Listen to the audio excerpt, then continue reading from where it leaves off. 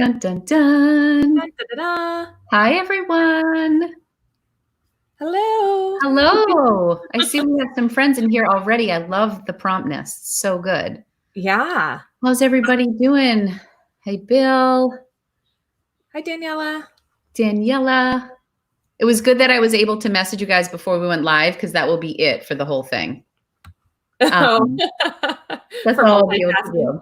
Hi, Laura. I'm just scrolling through because I didn't have the chat live.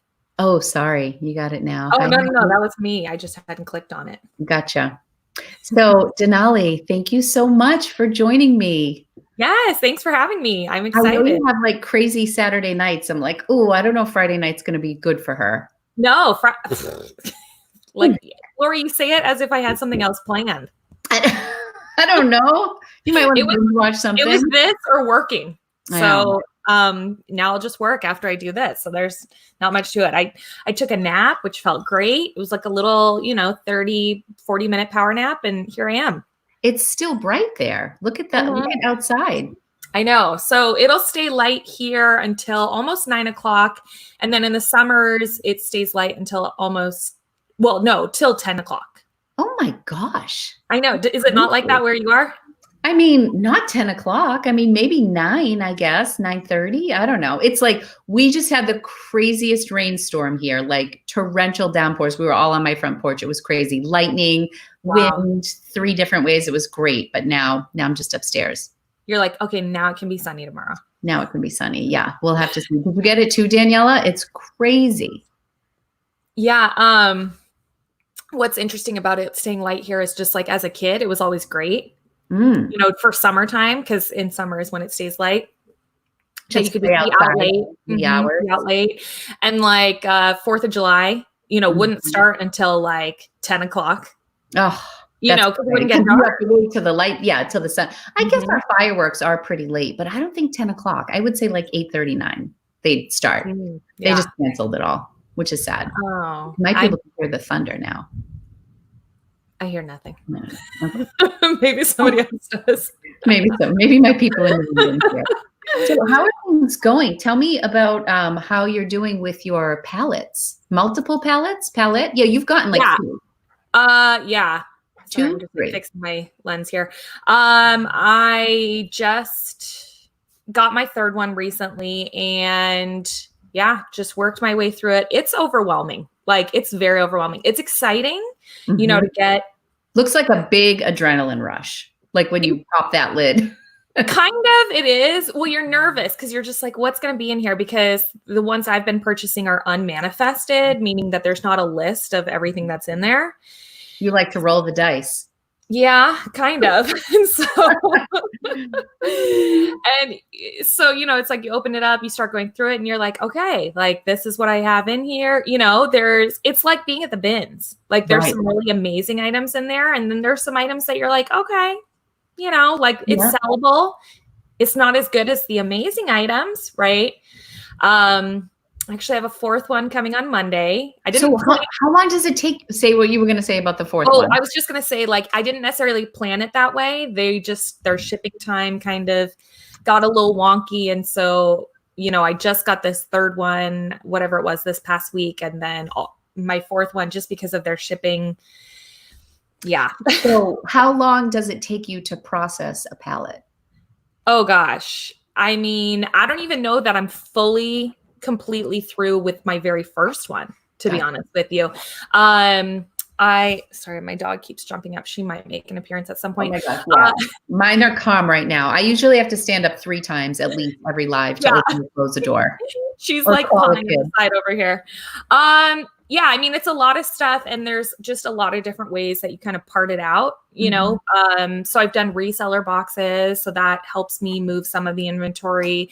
I've obviously selling some myself. That helps me move some of the inventory. And then some of it I'm going to send to ThredUp because it just makes sense. It's new with tag clothing, new with tag items tend to do well there. So, and maybe there are items that I just feel like might sell better there for style. If stores were open, I could take stuff to a buy sell trade store, but those aren't open. So that's not an option. And it would still all be worth it. Yeah, Yes. I mean, there's easily a few items in the pallet that can pay for the pallet. Wow. That's pretty great. That's great. But, well, and it varies. That's, I'm speaking to like my own experience. Like, obviously there's. Right. I've looked into it a little bit, and there are so many different ways you can go. And like Savannah just opened one that seemed to be like the gold mine. Bless Savannah. Love her. She's got that golden touch. She does. I always say I want to come back as her in my next life with that retail karma that she has. Yeah, but it honestly looks like fun. And I don't like, if things continue to go this way, how do you compare it to the like just general thrifting? Do you see yourself doing more pallets moving forward, even when we can go back to the stores? Or is your heart still at the thrift store?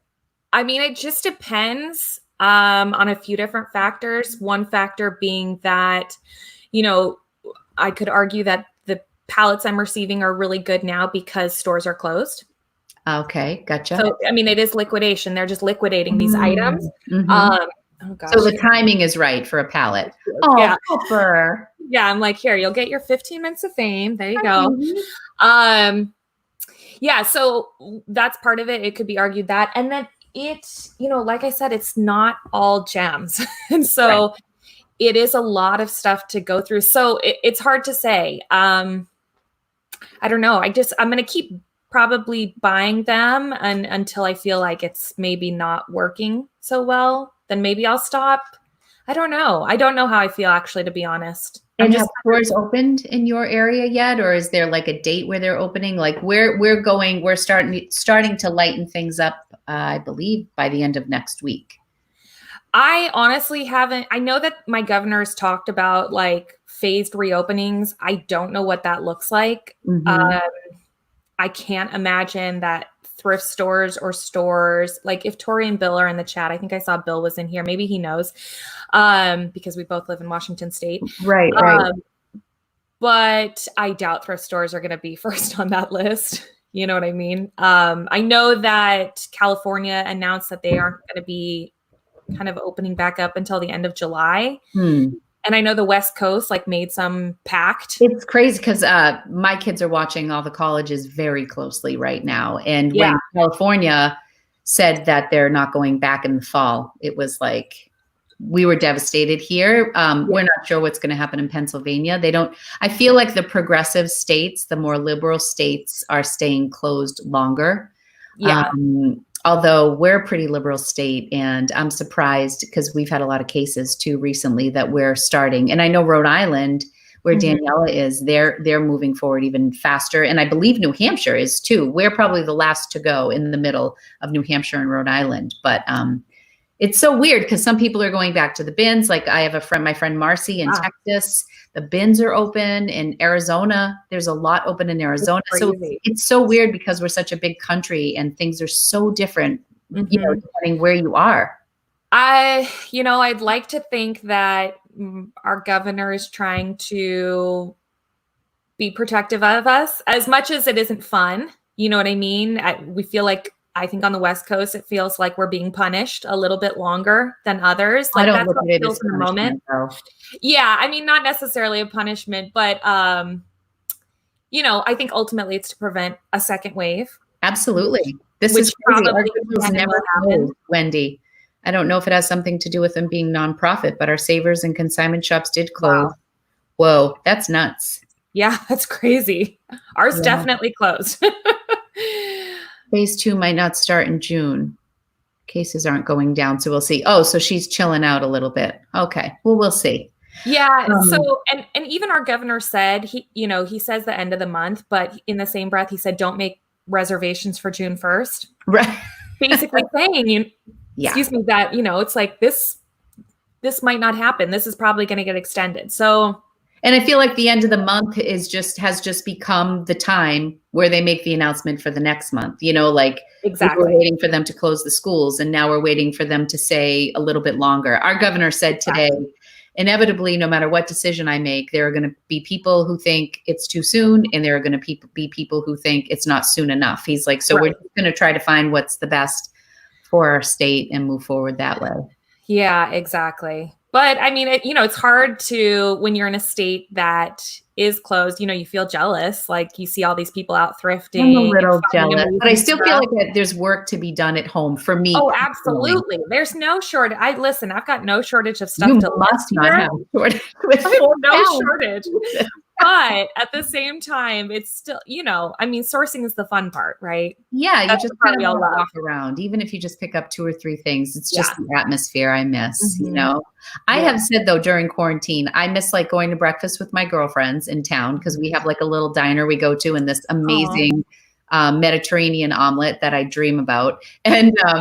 And thrift stores like Savers and Lattes. But honestly, there's a lot that I don't miss, but I do miss those things. Well, and here's the thing is like, once it opens back up, like, what is it going to even look like? I saw that, I don't even know like if this was meant to be funny or what, but I saw something online today and it was like a restaurant in Germany reopened and all the people who were sitting in the restaurant were wearing these hats with like these big pool noodles. Really? Oh, for distance? Yes.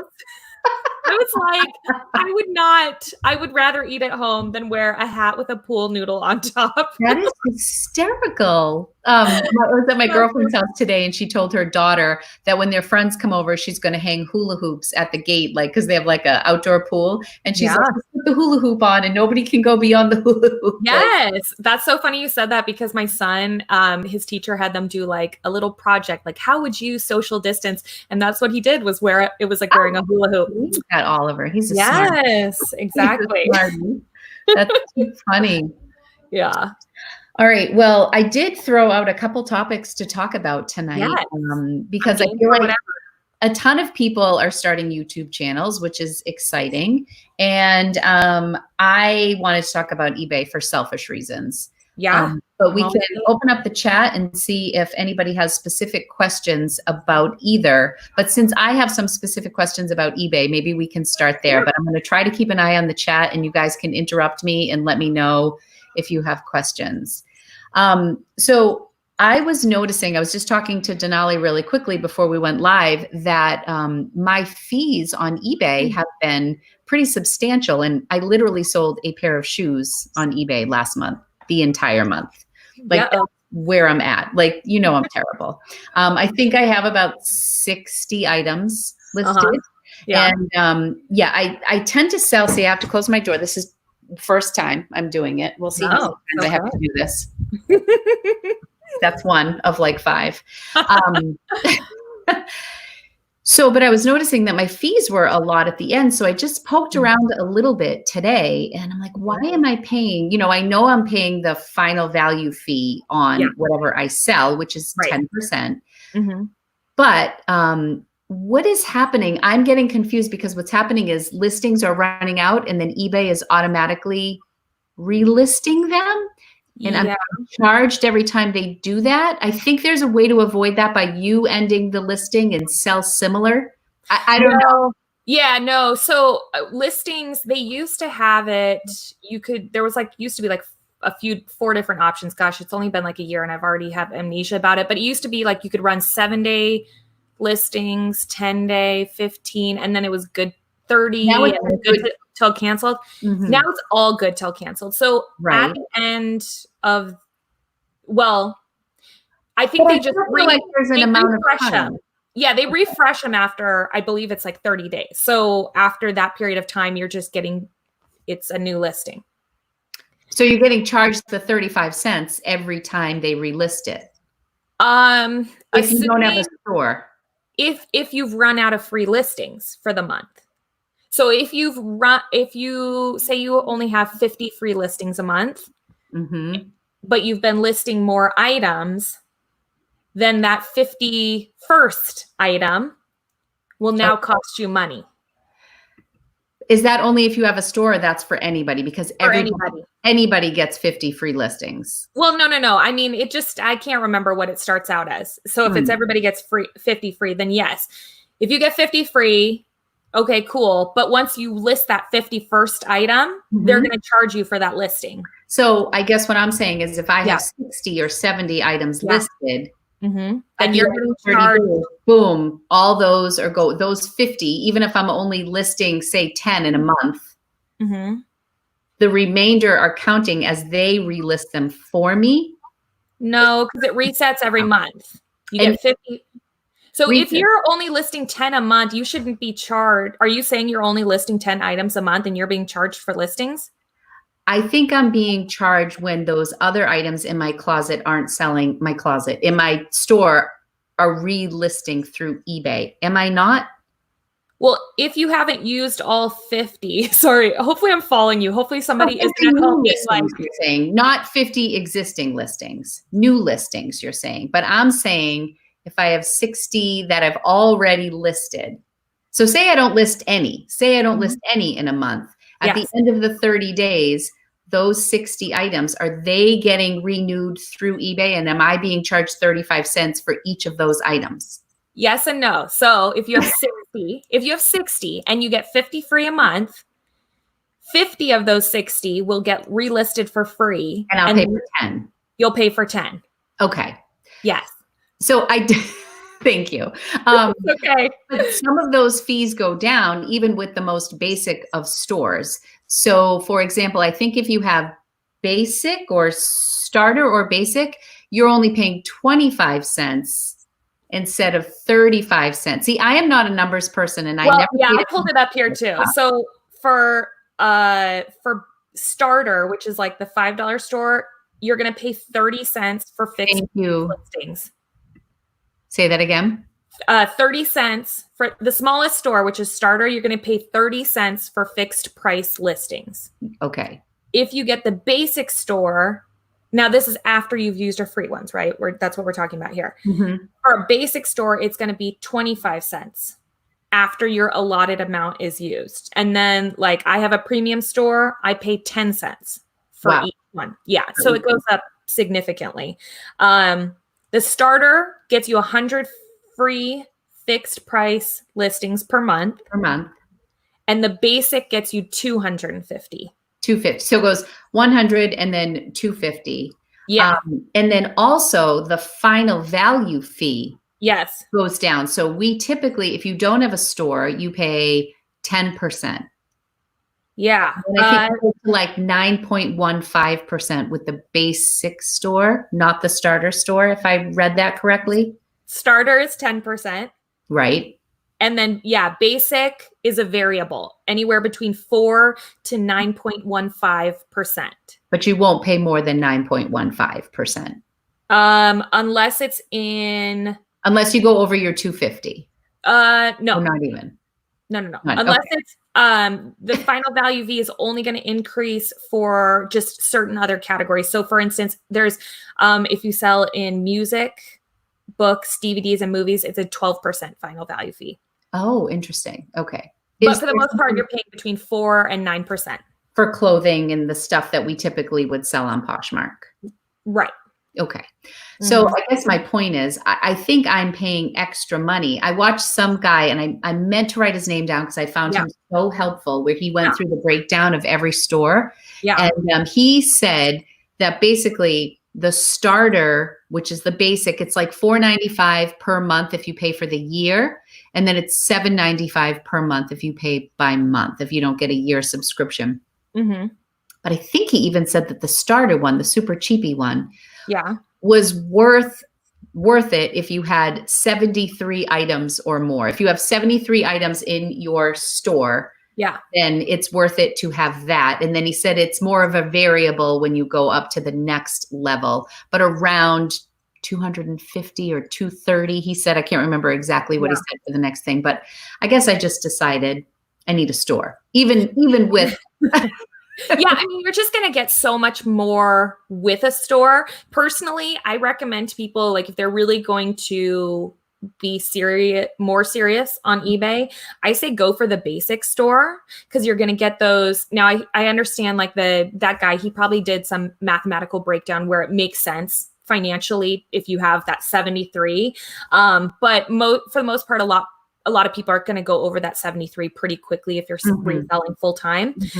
But with the basic, not only do you get the 2 fixed price listings, you also get 250 free auction listings. Gotcha. Now, with the starter store, you get 0 auction listings for free. Okay. Yeah. Additionally, with basic, you get the subscription to the Terapeak service. Oh, okay. Which is helped you look up like historical comps. That's data with the basic. It comes with included, because I believe that's like $12 a month if you buy it separately. Yeah, so it's free with the basic, but if you get the starter store, you do not get it. Mm-hmm. And then I'm just looking over. Additionally, with the basic, you're going to get the what's it called? The eBay branded shipping supplies credit, which we've talked about that. But that aside, every quarter, it's in the past. Every quarter you get, depending on your store level, you'll get a credit. It's not huge, but it's a little something, and it's a little kickback, on the cost of your store. So for the basic one, you get $25 per quarter. And basically eBay has their own shipping supply store. You can go in and buy poly mailers, tape, boxes, all sorts of packing supplies that you would need. And it helps offset the cost of what you're paying. For the premium store, I think I get like $50 on that. And for the next level above that, you probably get $100 or $300 or something. Okay. And Tracy, my friend Tracy, and this is why I've been avoiding it for so long. But I'm going to tell you why I've decided I need to put my money where my mouth is. Yeah. So as you guys know or may not know, my dad shares my closet for me every day, and he injured his wrist. And it's been like 2 or 3 weeks. It's really bad. It's all bandaged up. He fell. He tripped over his lawnmower and fell on his hand. And he's, like 72. And he's in pretty good shape, but he hurt his hand. He can't share. And now he's got some other health things going on. So I don't foresee him coming back. So I was doing really well. Like my sales did well for me in April, and they have tanked this month. So my dad's been gone from helping me for like 2 or 3 weeks. So I've been like really half-assing it, like, 200 shares here and, with 1,200 listings. Yeah. It is a job. And so I've really been pushing myself to share. And I'm realizing how much it stresses me out, because I think of how many other things I need to get done, that even when I handed it off to my dad, I don't think I was juggling as much as I'm trying to juggle currently with my business. Right. So I just thought to myself, I have Vendoo, and I'm like, you do all the work. Like you've said this 100 times. This is like, but like I would say anything. But the light probably just went off for me, because I'm like, okay, well, I'm steaming, I'm doing measuring and all the stuff that we do. It's done. It's like running a marathon and you're 26 miles and you don't go the 0.2 to finish the marathon. Like it takes 2 minutes to cross post it. And so I think if it really takes me like an hour and a half to share my closet, like if I sat down, I'm slow. I think I'm slow, and I end up sending comments to people in the midst of it, or I'll send offers. Yeah. But an hour and 30 minutes, I could cross post, so many. I think I time myself, and it's 2 minutes per listing. Yeah. Even if I say it's 5 minutes, I mean, I could and I know what I make on Poshmark, and I know the audience on eBay is 10 times the amount. So I just said, am I better off just like, not that I'm going to leave my Poshmark closet to die, because that is my main thing. But I'm like, I think I need to give a month to eBay. And I think this has been the catalyst, because without my dad, I'm just realizing how much work Poshmark is. Yeah.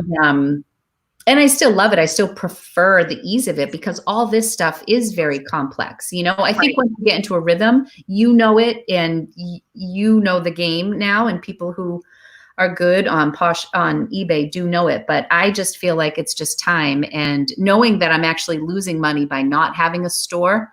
Yeah. Paying extra fees that I don't need by not having like at least the most basic of stores is just kind of a no-brainer. So. Yeah. I mean, when I've done coaching in the past, and generally people who have come to me are people who sell on Poshmark, who want to sell more on eBay. Like, for instance, if I was having that conversation with you, I would tell you, you're in a great position right now. You said 1,200 listings on Poshmark. Wow. You have months and months of work that's been done for free for you, because all you have to do is cross post. Everything is done for you. I mean, you're just sitting pretty, in my opinion. Like, you could just sit there and cross post, 15, items a day, and Mhm. you're going to start making some sales real quick. And I know this, and you know how you just have these mental blocks in your life, Yeah. and I know that. So I also have said, like, if I'm doing what I'm doing in sales on Poshmark, Right. I'm proud of my sales on Poshmark. And I know that if I put half the energy into eBay, I could match those sales probably. And then I would be in like a whole different realm right now than I'm at. Like, you know, and it just, so that, and I think it was the sharing of the listings coming back on my plate that was finally the straw that broke the camel's back. And to be honest, until I got my inventory in order, I didn't want to have to make cancellations and things like that on eBay. Like, I felt like I needed to get my house in order so that I was more organized, so that I function more efficiently on eBay. And I feel like I'm ready. Yeah. And don't worry. I mean, there's going to be a lot of like learning curves that come along with eBay. But there's, you know, just reach out to your eBay friends. There's a solution for everything. What you say. Well, you know, I get a lot of reach outs, but that's okay. I don't mind. I do enjoy helping people. Same with my friends, Tiffany and Hugo, especially Hugo. I'll say that Hugo is great and he will answer questions. But there's a workaround for everything. So for instance, if you are unable to find an item, right? That happens where we just lose an item. And that's the big thing that everybody stresses about on eBay. Is like, you don't want to cancel an order. Mm-hmm. It happens. I canceled one today. In fact, I couldn't find the belt for this dress that I had sold. And so I reached out to the buyer and I offered them, I said, I'll send you the dress if you want for free, and I'll send you a partial refund. Yeah. Right? Which you can't do on Poshmark, right? There's no partial refund there. Mm-hmm. I said, I'll send you a partial refund, or if you just want to cancel the order, let me know and I'll cancel the order for you. And which helps you avoid getting a ding if you cancel on their behalf. Oh, great. A little eBay workaround. And then anyway, so the buyer wrote back and they did want to end up canceling. They really liked the belt, which is fine. Mm-hmm. But then my account doesn't get dinged. Because you did it on their behalf and there was no drama around it. Like, you basically worked it out before. Well, the little workaround that every eBay seller does is that basically you're saying the verbiage you want to give to the customer is, you say, if you'd like to cancel the order, let me know that you would like to cancel it, and I'll cancel it on your behalf. That was a little redundant, basically. So yeah, so when you're going to cancel the order, there's a few different options, and you want to select buyer asked to cancel the order. So if you're saying buyer asked to cancel the order, it's like, I didn't do this. I didn't do it. They asked me to cancel the order. So you don't get your seller level doesn't get affected by that. All right, I like that. As opposed to if you select I'm out of stock or whatever the other options are, you're going to get dinged. Right. Which you don't on Poshmark. So they just kind of say, don't do this. It's inconvenient for your buyer. I know. And I've wondered, I'm like, I wonder if they do punish us in the algorithm. We just don't know it. Possibly. Not that we would know it. I wouldn't know it. I mean, I guess I'm not making millions over there. So yeah, they are punishing me. This week, so I've had 2 days with no sales, yesterday and today. I mean, I've gotten like lowball offers, but I haven't had 2 days without a sale in a really long time. See, and that's the great part. You know, it doesn't matter where you're selling on. If you're multi-platform in more than one or two places, you know, if you're add Mercari in there or Tradesy or whatever, all these different ones that there are. That's the beauty of being multi-platform, is that you can have a $0 day on one of them, and one of the other ones is making you money. Yeah. And I say that I'm multi-platform, but I'm really not with the way I've been. In your mind, you're multi-platform. In my mind, I am. That's all that matters, Lori. So anyways, and one last question. Is there a benefit do you have a business account? Like, is it all business or is it your personal account? Because I was wondering if it would be, I feel like that guy I watched today, I wish I knew his damn name. There was some benefit to having a business. I mean, I don't know if mine is. It probably is, but I don't know. I don't think mine is business because it's the same one that I opened like in 1999? You know what I mean? Yeah, that's a great question. Yeah. Yeah, I'm curious. Hugo, put it in the chat. Are we business accounts? Okay, I have a question for Sell Ship Quick Ship because they're always in the chat. They always interact, or I'm in a chat with them watching someone, and I never know who to address. It's Hugo. Okay. It's usually Hugo. I always default to it being Hugo. So sometimes I'll just @Sell Quick Ship Quick because I'm like, is it Hugo? Is it Tiffany? I don't know who to talk to. But look, Tiffany said it's her. Oh, see? Tonight it's you, Tiffany. Tiffany, how often is it Hugo and how often is it you? What's the Hugo to Tiffany ratio? Because I just usually think it's Hugo. Yeah. Oh my gosh. So funny. So funny. All right. I know it is so confusing. I don't know. Whenever I talk to them, I'm like, well, I'm just going to talk in a gender neutral way. Yeah. Well, please don't be offended if it's one of you and I call you by your spouse's name. Or Blake started calling them Tugo. Oh, I like that. Tugo. Yeah. So it's kind of a 2-for-1. Yeah. Yes. It's like the famous couple when they just match the name. I like that. That's what I'm doing.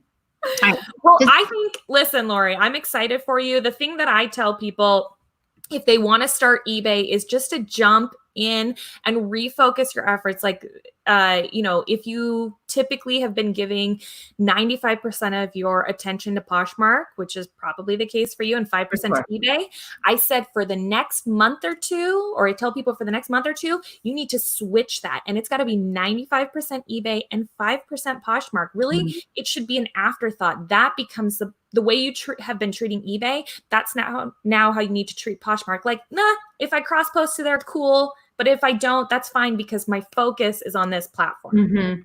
And then being patient, which I think that I talked about when I was on your guys' podcast, Thrifters Villa. Like 30 days. Yeah, give the algorithm a month. Don't feel like 3 weeks in, like I'm not seeing results. Like, how come I'm not getting the numbers that I see other people making? You have to give it time.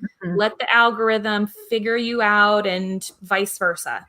Yeah, and I actually, I said to my youngest son, Rocco, today, I'm like, you need to give me an hour a day. This really isn't even an option. Like he's pretty low key, but he's also, of all my kids, the one most in tune with reselling. And he's kind of a sneakerhead and he's into he's a wheeler and dealer like his mom. So I taught him how to cross post today on Vendoo, and he did 3. He cross-posted 3 for me. And then Angelina shared my closet for a little bit. And I'm just like, I need you guys. Like, I need you to come to bat for mama. I'm like, you didn't give birth to 3 children for them to not share your closet and cross-post for you. I tell Oliver, I'm like, give it 1 more year. Once I know you have a steady hand, you're going to be taking photos. But I feel like there are kids who are genuinely interested in what their parents are doing. And that is not the case here. Like they're just not into it. Rocco is a little bit. So I said, Rocco, like if you can learn eBay, because you know what he said to me? Don't give me heavy work, Mom. Anybody can do this. Like give me a challenge. Don't teach me how to click buttons. I don't want to share your closet. I'm like, all right, well then figure freaking eBay out for me because it's very complicated. And then you can be my eBay man. And I said, plus I have you home for 2 years. You're a better investment than the other 2. Like they're gone. So they're going to college. They can't help me. Yeah. Well, tell me, but here's your challenge. Cross post 100 items a day. Have fun with that. That's a challenge. Yeah. I told him I want an hour. And he's like, well, how about I just, whatever he said, if I can do 2, if it's 2 minutes to cross post, then how about I do 30 a day and that will be an hour and and I'm like, perfect. Sure. Yeah. Go for it. Awesome. So that's what I'm going to do. But yes, it's going to be quite challenging for me, but I think it's time. And I feel like I need to change of scenery. I'm kind of hitting the wall right now with Poshmark and with the inventory I have. And I have a lot of hard goods that need to be listed. So I'm actually excited and the timing is right.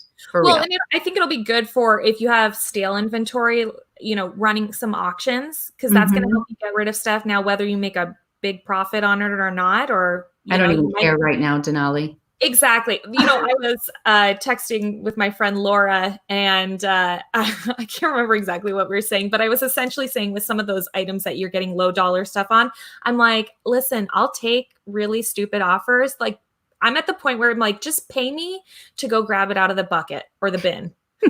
Like just pay the time it takes me to put it in an envelope. Like just give me $4, pay me $4 to just go grab it from the bin.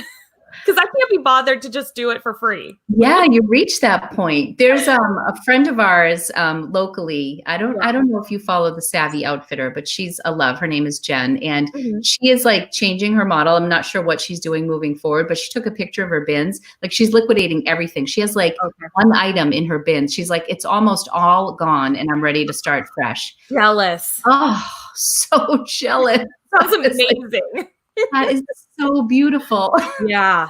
See, and I don't have the patience. See, that I would have to just start liquidating all my stuff, putting it all at auction for me to get there, because I just can't be bothered to slow down my process otherwise. You know what I mean? In terms of like sourcing and listing. Again, that's a conversation I was having with Laura Von V.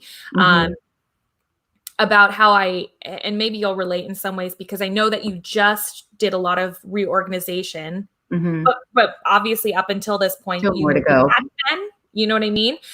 And that's how I am. It's like, that's the thing in my business that I really don't want to spend time on. I know that like long-term, cleaning up my processes is helpful and will pay off, but short-term, those aren't the activities that pay money. Right. Like, right. No, I mean, you were like eye on the prize. Like I watch what you process, and I'm like, how can I even call myself full time? Because like, and I know I'm not like I'm not into the comparison game at all. But I just admire the volume you process with a 9-year-old. Like I am just like, how does she do this? It is a lot, and I'm kind of a slower paced person, anyways, and I sometimes get bogged down by little details that are insignificant and I shouldn't. But it's really fascinating to see the amount you go through. I mean, for me, and I know that this is something that you've talked about in comparison to yourself. Like for me, I am replacing that full-time income from my corporate job. So in some ways I tell people like one reason is because I don't have an option, because it like this does pay my bills. Like this is what my salary was, income that paid my mortgage or paid like our electric bills or something like that. And I know that I say that because I know that you've said yourself that it's like, and I feel like I'm older too. I feel like I don't know if I have the chutzpah.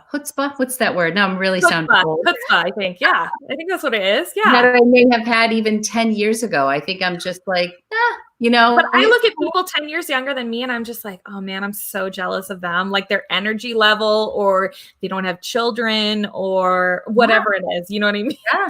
Like, I feel it all the time. You know how good you have it. Or just like, I'm almost jealous that they're starting this journey and they're like 28 years old. And I think, oh my gosh, there's so much they could do. Not that I can't do it, but my motivation is different right now. Yeah. Like I remember what I felt like when I was 28, and I don't feel that way anymore. No, I totally get it. I mean, yeah, when I look at people who are like in their early 20s who are doing this, similarly, I feel like I'm happy for them and I'm jealous, because I'm like, wow, like the world is your oyster right now. Like you have the energy level, you don't have maybe some of the responsibilities that they can still model their clothes. You can still fit into the clothing. Oh my gosh. You know, like, oh, that's a huge one. You know, I just wish that I had all of that, because I just think like, man, if I didn't have, like, love my child, but if I didn't have my child, if I didn't have all whatever things to worry about, what level could I operate at? Because you're operating at a pretty phenomenal level. But you are. But yeah, no, but I know what you're saying. Or even like watching like Voyage is a Verb, and they're in the warehouse and they're blasting their music and they're trying clothes on. I'm like, oh, it's like just like the couple component too. To have someone who's in it with you, who's so excited about it, and you're processing it together, and you split the responsibility. I know. Oh, that's so awesome. But would you want to work with your husband? Do you think it would work out? We actually work pretty well together because we are so different, and he would totally take care of all the things that pain me. Okay. And I would do all the things that pain him. Like when we throw parties, like we host a ton of parties at our house. It's like we don't even have to speak. Like he just does all the J things, and I do even when we make sauce and meatballs, he does all the meatballs and stuff, and he just says, "Can you go love it up for me?" It's like he doesn't know what to do with spices, but he does all the he's a total worker bee, my husband. Right. He does all the grunt work, and I love that. Yeah. I'm a delegator. No. Yeah, I'm a delegator too. Well, that's what I was going to say. I was like, yeah, my husband and I would probably work well together, mostly because I'm just bossy. Yeah. I would probably just tell him what to do. Poor guy. So bad. There's a reason he has his own job. I do feel like we would. It's just this is just not his bag, which is why I'm trying to groom Rocco. But we'll see. Listen, that's what I always threaten Oliver with. I'm like, if you don't go to college and do whatever, get some engineering degree, eBay University is where you're going, buddy. Yeah. It's not a bad place. Like, when he was little, he was like, yay. And now he's like, no, thank you. Probably because he sees me working all the time. It's a lot of work. It's a lot of work. Exactly. Okay. So are we good on eBay? I mean, you and I are. I feel good. And I should catch up over here. Yeah. You should you know what you should do, Lori? You should do like a video at the beginning of starting eBay, like your journey. Mm-hmm. And then like maybe one in the middle, like 3 weeks in. I'm at. Yeah. And then another one like 2 or 3 weeks after that, because, obviously it's going to look very different a month and a half after you've started it. I think I will. I mean, it is, I pretty much chronicle the everything, that I'm doing. Yeah, so I do think that will, and I think it will be interesting for people who are like me and afraid. Mm-hmm. I'm not afraid is just not the right word. It's just sheer laziness and just not inspired by it.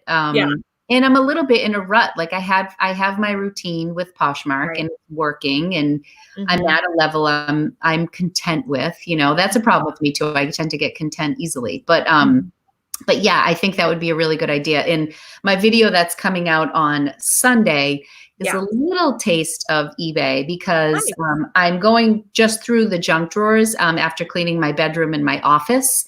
And just doing like, kind of shop from your house sort of thing, but it's specifically with things that were from those rooms. Yes. And kind of going through it and comping some stuff. That's like a whole selling category or niche on eBay it's called junk drawers. Oh, really? Yes. And where people just like take like a big, gallon freezer bag or larger, and it's filled with items from a junk drawer, and people, it's just like gets bid up as an auction. Like they put it. Oh, that's so funny. So it's like a grab bag or like, what you're saying. Those jewelry jars that you can see like jewelry or the beauty things, just junk drawer. Yeah. So you just like literally open up your junk drawer, take pictures. Yeah. Or just take a picture of the junk drawer and then you list it as an auction. And if you don't care what it goes for, it gets bid up. That's really fun. Yeah. But I already filmed it. Oh, okay. But you know what? It's only a matter of time to go down. Yes. And it's only a matter of time before the junk returns to the drawer. And I have to do it again. I know. Yeah. Give it like 4 months. Yeah. But I figure it will be like my first taste of, going the eBay route, and then we can go through from there. Okay. What's this? Big tip for eBay. Never put the word. Oh, yes. That's copyrighted, right? You can't use Velcro. Yeah, you can't use Velcro. You have to say, I think it's hook and loop is the word. Really? Hook and loop.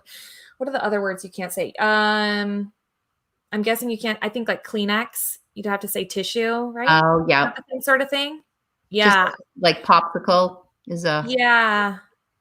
There's other words too. I can't remember all the other ones, but it's on their, I think what do they call it? The Vero list, verified something rights. I don't know. You'll get a Vero in your time selling on eBay. It happens. Nothing to be. That's like a slap, right? Yeah. It's just like a warning. If you continue to do it. Oh, people said you can't say onesie. That's another one. Oh, yeah. True. Somebody owns the word onesie. Yes. Leslie Tucker, she just did on her YouTube channel. She did things from her basement. I still have to watch that, but she went through her basement and just grabbed stuff. Oh, look who is here. Well, hello. Hello, my friend. Go for a walk before it gets dark. It is pitch black here, buddy. Go get your walk in. Blake, Good Just for you. no. Keep the app open. You can listen to us on your walk. There's nothing to see here. It's all listening. In fact, can we add him to the chat and he can just he can come live with us while he's walking. Exactly. I'll send you the link, please. Thanks for stopping by, honey. That's funny. Which type of videos are we talking about? Probably the eBay ones that I was talking about, like the process. eBay secret. Oh, she's given her things. Okay. All right. So let's talk about Louboutin will flag you for what? Really? Oh, Red Soul. Yeah. I mean, if they haven't, yeah, they bought the rights apparently. Wow. Good to know. See, I'm learning so much. Someone got banned on Insta for 3 days for saying Velcro. That's pretty harsh, man. That's pretty harsh because I've had listings flagged for using the word Velcro. Like I've had it just taken down, but I've never it makes me wonder if that person did it repeated times because kind of once you do it once, you don't generally do it again. Here's a question. This is an eBay question, then I promise we'll move on. What's the deal with stock photos? Because people say you can't use them, and I don't tend to use them, but they're everywhere. Okay. I mean, it's like speeding on the freeway. Are you supposed to do it, Lori? Do you do it anyway? Well, yeah, I do on the Poshmark freeway, but I'm a little afraid on the eBay freeway, but I see a lot of people speeding. There's some companies that are, just like you hear on Poshmark, there's some companies that are more notorious for going after, like to have their legal departments or whatever going after people. So Lululemon, White House Black Market. But I think Lululemon doesn't come after you on Poshmark. Yeah, because Poshmark, anything goes on Poshmark. They probably do send lots of letters to Poshmark, but I think Poshmark's legal team is about as responsive as their customer service team. That's really interesting. Because I can't imagine that they're not. I've had stuff flagged on Poshmark. I've only had one thing taken down, and it was it was one of the big name prom dresses. Giovanni. I think it was a Giovanni dress that they just took down on Poshmark because I used a stock photo. Yeah. So I think just be aware of the companies that are hyper vigilant on it. And then treat it otherwise like how you. That was a roadblock for Rocco today. He's like, don't start confusing me and telling me I can't put things with these stuff. I don't want to edit photos, Mom. I'm just going to do the listing. So I'm like, I'll go back and do it. But yeah, I'm just curious because I just see a lot on there. Yeah. I mean, you're not supposed to. That's just, you're not supposed to. There's a lot of things in life you're not supposed to do. And a lot of people do it. So it's kind of. My motto, Denali, is ask for forgiveness, not permission. Amen, girl. That is my motto for real. Same. I probably shouldn't teach my kids that, but I'm like, right. Permission. Apologize later, or just, oh my gosh, I didn't know. I'm so sorry. Oh, sorry. I'm so sorry. I recently got out of a, not totally out of a ticket, but it was like one of those red light cameras, and they gave me a ticket because at a red light, I guess I came to a stop and I was making a right. Okay. And I had a free right? Like I had a free right. I guess I didn't totally stop, but I did like a rolling stop. Yeah, I did a California stop, right? A rolling stop. So anyways, I always write in for any letters. I always dispute everything, right? So I wrote in and I said, oh, I'm so sorry. I thought it was legal. And they reduced it 50%. Hey, worth the letter, worth the 10 minutes. Exactly. Ask for forgiveness later. So that is too funny. Yeah. Okay. Well, I'm glad we're on the same card there. Where are we going? Do you find, what do you think, Denali? It'll help. I think it is helpful. So, but I also think it's really important that my motto is I like when I can use a photo that helps a sale, but I also try to do all my listings so that they could stand on their own if they had to. Like I always make sure I have that really good photo, good background, nice and bright, shows the whole thing, so that if the police came tomorrow and took down all my stock photos, I would be okay. No, seriously, that's what I think of. All right. So before we move on to YouTube stuff, let's play Ask Denali fun questions. Oh, okay. Got it. Sorry. I was just looking at the chat because somebody said there was like somebody spamming. So I was going to like flag it, but I think Daniela did it. Oh, see, I just added Daniela as a moderator today. Perfect. I miss it. I always miss it. I always miss it. It's for the best. Don't worry about it. Thank you, Miss Daniela. There she is. She's good. She's a good person to have on this. Thank you, love. Okay. Rainstorms or snowstorms, Denali? Neither. Really? You don't like either? No, I want to live somewhere where it's sunny. I'm so over this. I mean, I'm okay with this. This is pretty outside, but it looks beautiful there. Today, I mean, it's about to rain for the next like 8 days. I saw that in your story. Yeah, so neither. But if you're gonna make me choose, I don't know. If I was 5 years old, I would say snow because then there'd be no school. But since I have to carry on and pay bills and drive around and do stuff, then I guess I say thunder or whatever, the rainstorm. So what about you? Thunder or snow or rain? I love rainstorms. I was super excited before.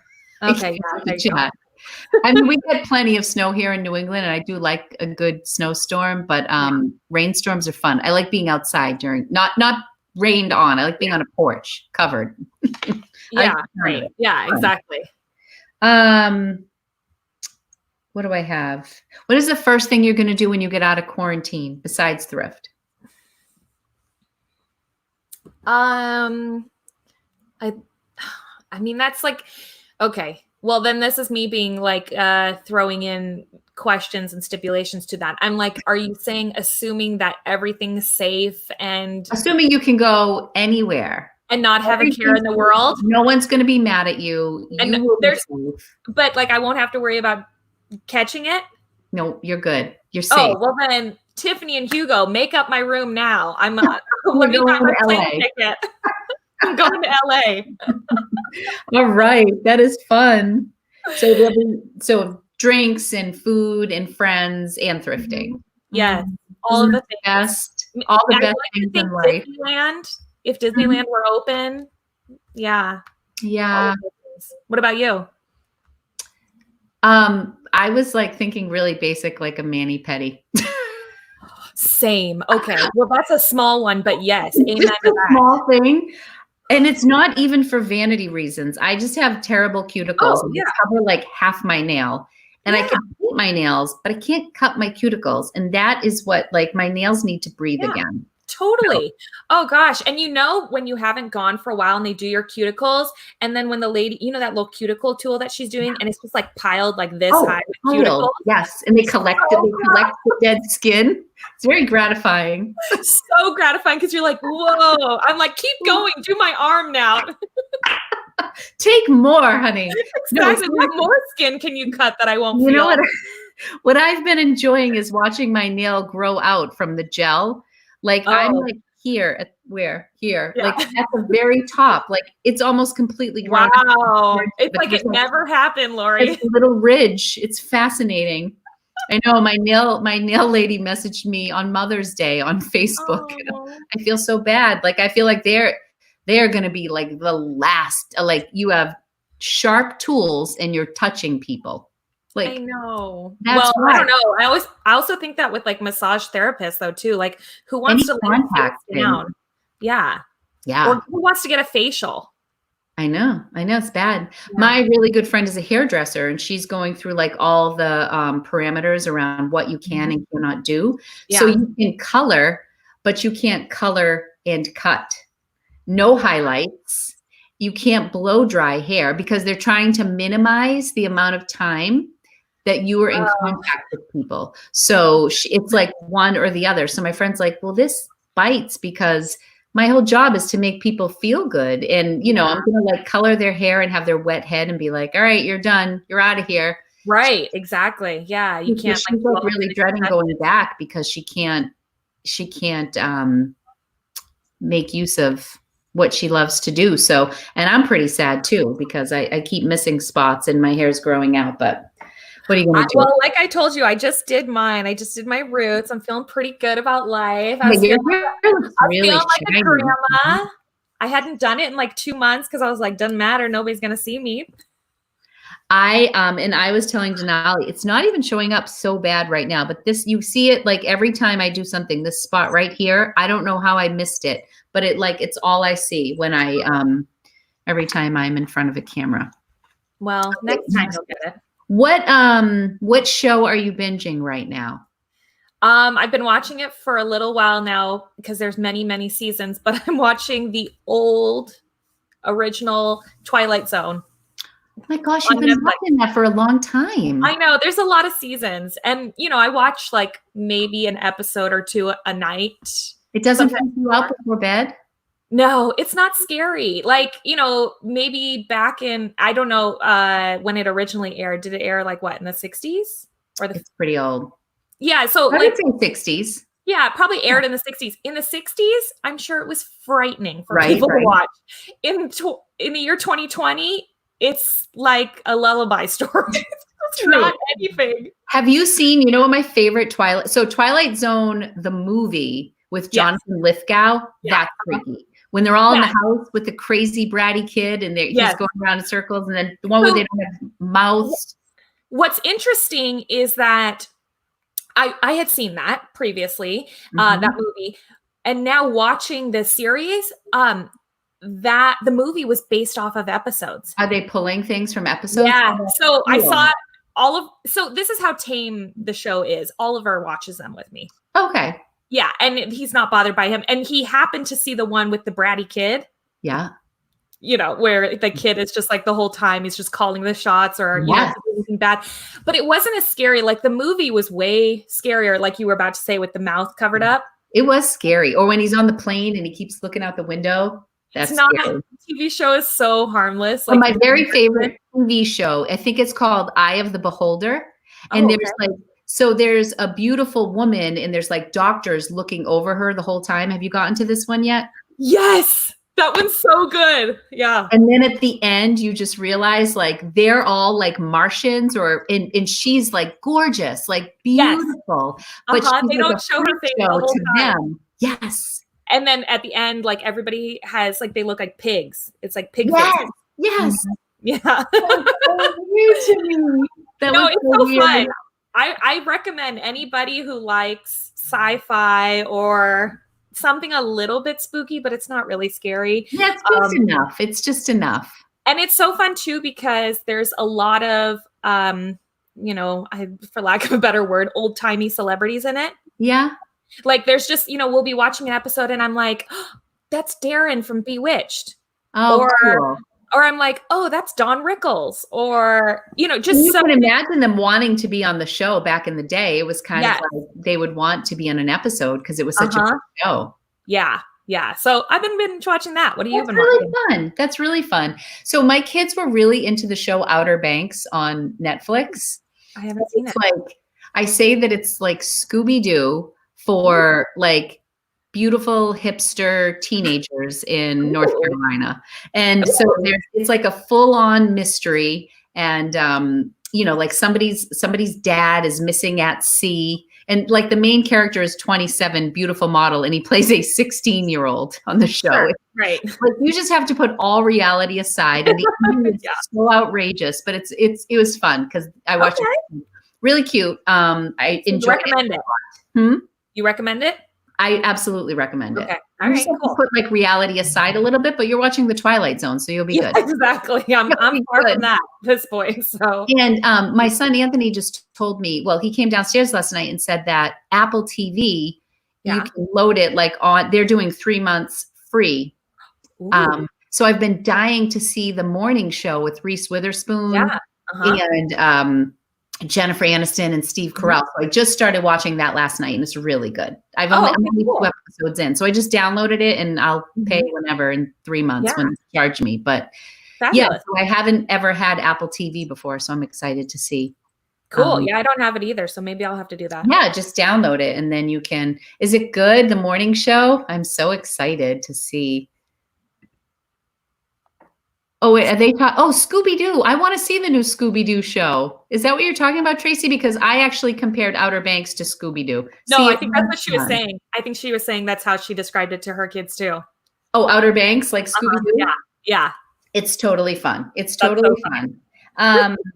Okay. So do you have a favorite podcast that's not reselling that I can listen to? So not Thrifter's Villa is what you're telling me? I mean, if you want. I'm saying. Either that or flip the Okay, script. not I mean, reselling. Not reselling related.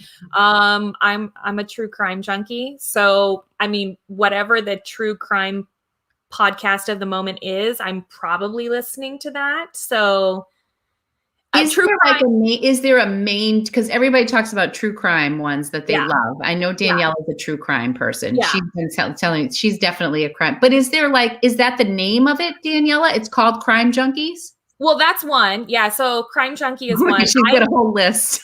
There they come. So I really like Crime Junkie. There's one that everybody likes called, I think it's called My Favorite Murder or something like that. I don't like that one as much, which maybe is a little controversial because a lot of people love it. But why I don't like it so much is I like my true crime like straightforward, to the point. I want the facts. I want to know all of it. But the My Favorite Murder, the ladies are like comedians. And so it's jokey. Like it's kind of fun and like a little more lighthearted. And so for that reason, a lot of people are saying they don't like it. Yeah, I don't like that one. The My Favorite Murder. I don't want to like be talking about like a little kid getting abducted and then 2 minutes later that we're laughing about something related to it. It feels like it doesn't match up. The emotions don't match up for me. Well, here's my question about the true crime stuff. Did they wrap it up? Like I started to listen to one true crime one and I couldn't, it was like recommended when I first started listening to podcasts. And what was it? I don't know. Oh, that's okay. I don't remember. Some are wrapped up and some aren't. So but this one kept going on and on and on. And so then eventually I just like lost interest. Yeah. So some of them will be like active cases. And sometimes the point of the podcast is somebody is kind of like solving it or trying to solve it while you're listening. They were kind of bringing back. It was like a boyfriend, girlfriend murder. And, you know, the sister was involved. You know, I can't remember. So some are like that. Sometimes like Crime Junkie is just one-offs. Like every episode is a new crime. Oh, okay. I would like that. Yeah. With Crime Junkie, they tend to focus on unsolved cases just because they want to bring them back to everyone's attention to kind of bring light to the cases so that it's not that in some ways they're trying to honor, I think, the families of the people who have lost them, that it's not just entertainment, that it's like, hey, we're going to talk about this again. And hopefully your sister or mother or brother or whomever it was, like maybe we can get some justice for them. So yeah, I would say start with Crime Junkie. I think it's a really good one. I wrote it down. That's what very likable. I like that a lot. Oh, look, you got a super chat from Lisette. Oh, Lisette, Lisette, you're awesome. Oh my gosh, that's so nice. I'm always so surprised. I forget about these. Thank you, Lisette. Thank you, Lisette. You're a sweetheart. Lisette just got my last coaching thing for May. Awesome. Yeah, she was the last one to get the spot. And I just saw her pop up this morning. Thank you, Lisette. I'm looking forward to chatting with you. That'll be a good session. Yeah, that'll be fun. That'll be fun. Okay, so does anybody want to talk about like YouTube channels, or do we want to talk about something else, like starting a YouTube channel? Daniela started one this month. All right, this is time number 2. No, it's okay. Ooh, I like your white chair. Thank you. I got it at Savers for $12. I was gonna say, is that like a TJ Maxx purchase? I feel like I see those chairs at TJ Maxx. I like wheeled it to the front when I found it. Yeah, it was a good one. Let's talk about YouTube or social media. Okay. All together. All right, we're still talking. Lisette. Oh, Lisette's going. Lisette is, who else is? I'm curious to see. Yeah, put in the comments if you've got a new YouTube channel or you're wanting to start one. Okay. Terry, she says, yes, let's please talk about, okay, let's do it. I don't know that I've ever saw your first YouTube video, and I'm curious what it was. Was it a ThreadUp video? It was. It was. That's how Courtney started too, right? I think that's how a lot of people get it going. Yeah. Yeah, it was a ThreadUp unboxing. It was like one of their handbags ones, and it wasn't great. Well, I mean, I don't know many first videos that are like earth shattering, right? Oh, But I mean, that too, but also the box sucked. oh, I'm sure you were great. Yeah. So, if there's moderators, if somebody can jump in and moderate, that'd be awesome. So anyways, it wasn't so awesome. It wasn't so awesome, the video. But I wish I would have started a channel sooner. Oh yeah. Okay. That's like the number one thing I wish I would have done, because I've been reselling now. This July will be 3 years for me. Mm-hmm. But I didn't start the channel until probably a year or year and a half in. I think a year and a half in. Wow. And I wish I would have started it at day one, to be honest. Mm. But well, I did. It's fun to see the whole journey. Yeah, I think it's fun to see the whole journey. And I just think that I would have been monetized sooner. You know what I mean? Like the process would have happened faster if I had done it. But the only reason I hesitated was that I was scared too, that I thought it was, I thought it wasn't for me. I thought it was something for other people to do and not for me. But I think everybody in, the community has a voice and has something to say. And I think everybody should start one if they want. I say that all the time. No matter who I watch, I feel like I always get a little snippet of knowledge on something that I didn't know about.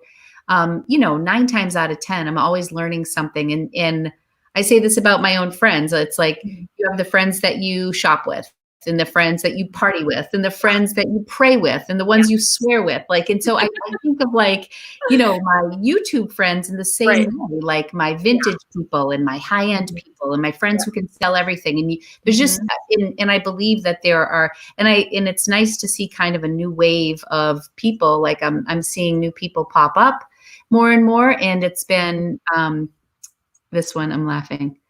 I feel like I'm super awkward and I hate hearing. I don't think anybody likes to hear their own voice back. Yeah, that's universal, because it sounds different when you speak it than when you're listening back, right? Yeah, I mean, I think I mean, it's interesting as a training ground, or even just you can also film yourself and not post it, and then just watch it back and see like what things you want to improve in the way you speak or present, and it gets better. You get better at it. I mean, I'm sure you can agree to that, Lori. Like, from your first video to your videos now. I feel, and they move a lot faster. Like I know whatever style I want to put out there. And one of the tips I was thinking of, one of the things that I just recently started doing is not filming my intro right away. Because for whatever reason, no matter how comfortable I get in my video, I always feel awkward with my intro. And I think it's because I have a bit of a script. I don't have a script. Like you have a script and you say it. And it's, just that short little part that I say every time. Right, I know, but it's like comfortable. It's like, oh, this is like the beginning. It's like, it's what you're supposed to do, right? Is to have some sort of an intro. Right. Yeah. And I feel like I have a little bit, where thrifted is the new black. I mean, beyond that, I don't really know what to say. But anyways, I was finding that I was spending a lot of time just doing my intro, and I'm like, I can do this later. Like, let me get into the meat of it. And so I've been doing that a little bit, where I'll just film the meat and then kind of go back and do my intro and all the little nitpicky things that I need to say later. But I do say, yes, that's what Danielle is saying. It is your brand. It's part of your brand. Well, I think all the things that I say in my intro are the things, you want to get kind of the important stuff out first, because most people don't watch a full video. If you make YouTube content, you can easily go in and see like the average watch time of your video. It's probably somewhere between 50 to 70% of your video. Most people aren't making it to the very end. So when I watch other people's videos, friends' videos, and I watch till the end of their video, right? Because it's, the people I enjoy. But I hear a lot of people say the most important stuff at the end, which is, don't forget to subscribe. Please give this video a thumbs up. Well, nobody's watching anymore. Yeah, right. So that's why you want to remind people. It took me a long time to say that earlier in the video. The whole like self-promoting took me a while. Same. It's not comfortable. It's not comfortable. I mean, I feel like the more you say it, the more comfortable you become saying it and asking. And, I would love it if you would consider. So I'm like, do I say, please subscribe? Please consider subscribing. It would help me if you subscribe. It's funny. I don't know. Like, I struggle with that. No, I get it. I feel the same way. But then in the same breath, it's like we are providing free content, and it is a small gesture. It's something small that we ask of people, like this video that everybody's watching right now, and not to fault anyone, but if you haven't given it a thumbs up, doing so now would be really helpful to Lori and this video. If we had said it in the first 5 minutes of the video, it would have been even more helpful and impactful.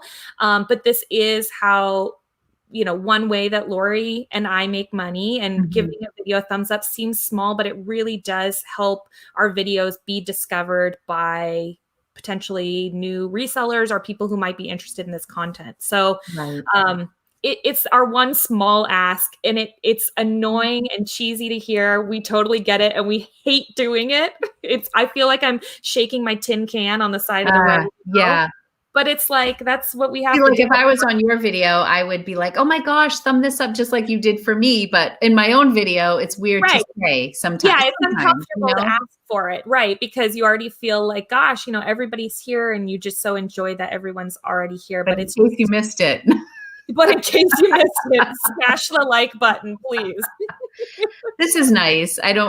I feel like people who have been with us along the journey are super supportive, and you have your ride or die people who have been there since the beginning and really cheer you along. But I do think that there are assumptions out there about people who are on YouTube.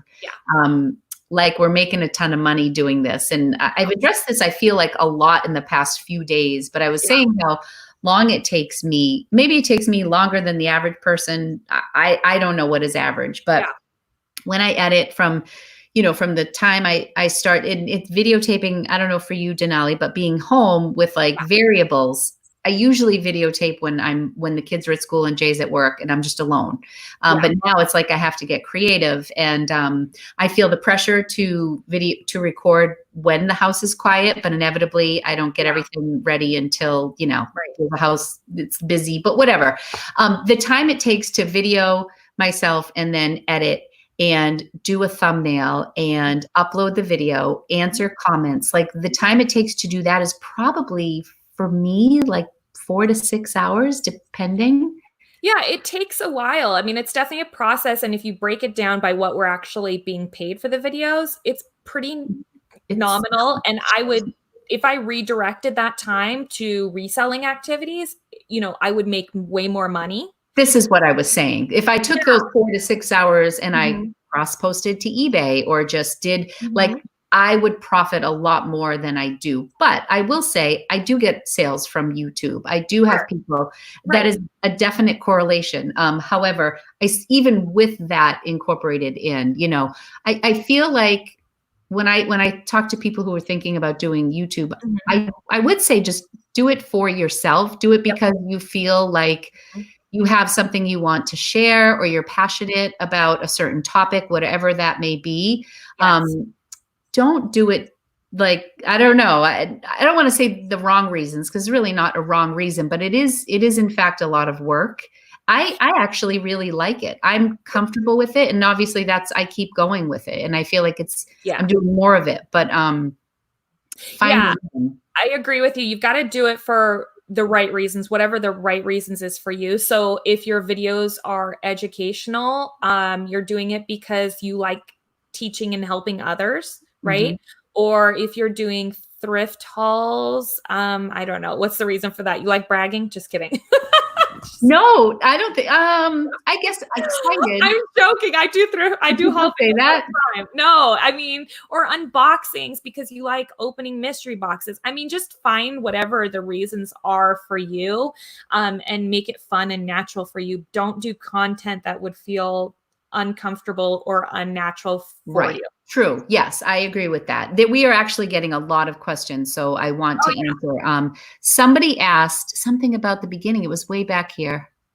I missed it. I had in mind random. What was this? Oh no, this is not. There was a question. Oh, this I saw. Yes, you do have to have thick skin. I feel like people are generally kind, but if you're the type of person where you can get 100 compliments in one diss, and that diss is all you're going to think about, get ready. Get ready, because it does happen. Somebody will say, like, you'll get lots of nice things. People will say lots of great stuff. And it's just like with getting negative feedback, right? All it takes is one person saying something critical, and it hurts a lot. You know what I mean? Sometimes you can laugh it off. Like, sometimes I've gotten some and I'm just like, they're so outrageous. You're like, you know what I mean? Like, they're so dumb. But sometimes somebody says something that just stings a little bit harder. And I do think sometimes people feel like they know you because you're sharing so much. And I think people very quickly become comfortable talking to you. And that's great. But it's mostly nice stuff. The people I'm close with and who message me are not the ones saying mean things. Yes. So for social media in general, this is referred to as a call to action. So often you'll see a call to action on an Instagram post. So somebody will post something on Instagram and they'll say, oh, here's my sales for the week. How are your sales? And that's a call to action for the algorithm, right? They want people to comment because ultimately it will boost their post. It's the same thing on YouTube. People will say, let me know in the comments how your sales have been this week. It's a call to action. Commenting does help the video. I mean, it's not to say that we're not genuinely interested. We are also genuinely interested in the questions that we're asking, but it is intentional.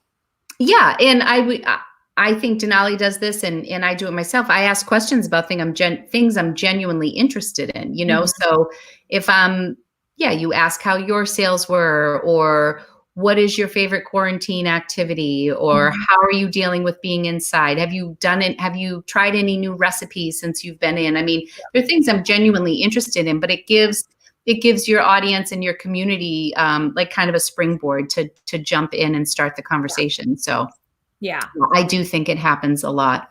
Hey, look who just took a break to say hello. Yes, we're still here. How's it going? Denali, are you good? We're hour. I'm fine. Okay, no, I'm good. I'm in my comfy chair. I can chat. Vandy's closet is saying I'm so bad at calls to action. Well, I feel like, again, that comes with time, just like asking for a thumbs up and asking people to subscribe. Yeah. I'm not always the best at them either. Like, sometimes I'll get to the end of the video and I'm like, I'll think in my head, like, oh my gosh, I haven't asked anything. And so I'll put it at the very end, which, again, going back to that's not as impactful as if I had asked it early on in the video, asking questions, because, 90% of people aren't watching until the last 5 seconds of my video. Right. So, and sometimes, like, I have music in my intro and my outro. Yeah. And sometimes I feel like the second I start the music at the end, people probably, it's like a trigger. Like, people know that. Right. It's done. Done. I don't need to hear her say goodbye to me, or like, I'm done. That's funny. I saw a question up there from Bevs1031 said, do you just delete those comments and block them? I do. I mean, some people leave them up there for the algorithm. They'll be like, oh no, any comment's a good comment. For me, I'm like, my YouTube channel is my happy place. And so for me, I'm like, no, you don't get to come here and be, saying cruel or rude things to me. Yeah. And then, additionally, they get added to the block club. Because I feel like I've blocked maybe one person, but I've deleted maybe 2 or 3 comments without blocking them. But yeah, maybe you've deleted 1 or 2 and only blocked 1 person. Wow. Because I don't think it was like that offensive. I don't think they were trying to be mean. And I was like, I don't know. Yeah, I probably should block them. I don't even know who they are now. So probably still trolling. Yeah. Somebody asked earlier, like, how do you start? Which is a good question. I don't know if she means specifically. I don't know, like, if you asked that question, I don't remember what the name was. Just start filming. Just start filming. Yes, I would pick something you're interested in. Pick something that's going to be a natural rhythm for you to talk about. Whether it's hauls, I think are a good, easy start because the attention isn't all on you. Yeah. You're holding things up and you're talking about an item as opposed to just being in front of the screen and kind of carrying the whole thing.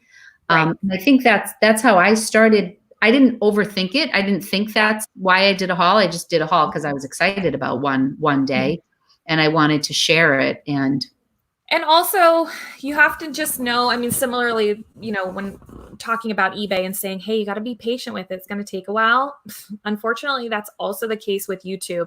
The journey to monetization, which is 1,000 subscribers and 4,000 watch hours, unless you get some magical viral video, it's a very long road.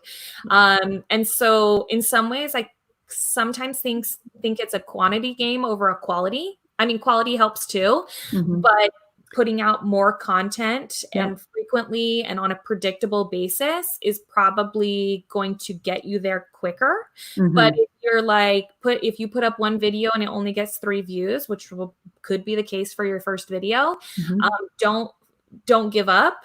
That's just your first video. And the next one might get 10 views. And then the next one might get 30 views, you know, luckily, I think we are kind of in a niche category where a lot of people They helps. They say to niche down that you will be more successful if you have a specific audience that you can build really loyal people in a niche, whatever that may be. And we are in a niche. Yeah. And letting people know. So if you do have, you know, maybe you have like 1,000 followers on Instagram, letting people know every time you publish a video and saying, hey, you know, the link to the video is in my bio. Make it very easy and accessible for people to find your content. You know, if you can have your usernames across multiple platforms be the same thing. I know a lot of times people have different usernames on different social platforms. That can make it a little bit harder to find you. Yeah. So like Lori's, you can find Lori's Boston Found. That's your username everywhere, right? Except on YouTube, it's Lori Tata. We gotta change that. I know. I need to change it. And funny enough, on Poshmark, it's just so annoying. Lori's Boston Found was too many characters. I had to cut one character out. So it's Lori Boston Found. Oh, okay. Yeah, I mean, but for the most part, right? I mean, for the most part. And I think, you know, if you find me on one platform, there's links to other platforms. But yeah, I really needed to go back in there and switch it over to be consistent. I do think consistency helps. I just recently started doing videos on Wednesdays and Sundays. And I'll tell you, it's kicking my butt because there were weeks where I would do 3 videos and not even worry about it. But now that I said those dates, it's forcing me. And then like I've kind of gotten into this every other Friday live, which I haven't made official, but in my brain, that's when I do it. Because I don't want to say it because I don't want to set myself up. But I feel this pressure now in those days. But what I am finding is just now, I've been doing it maybe 2 months.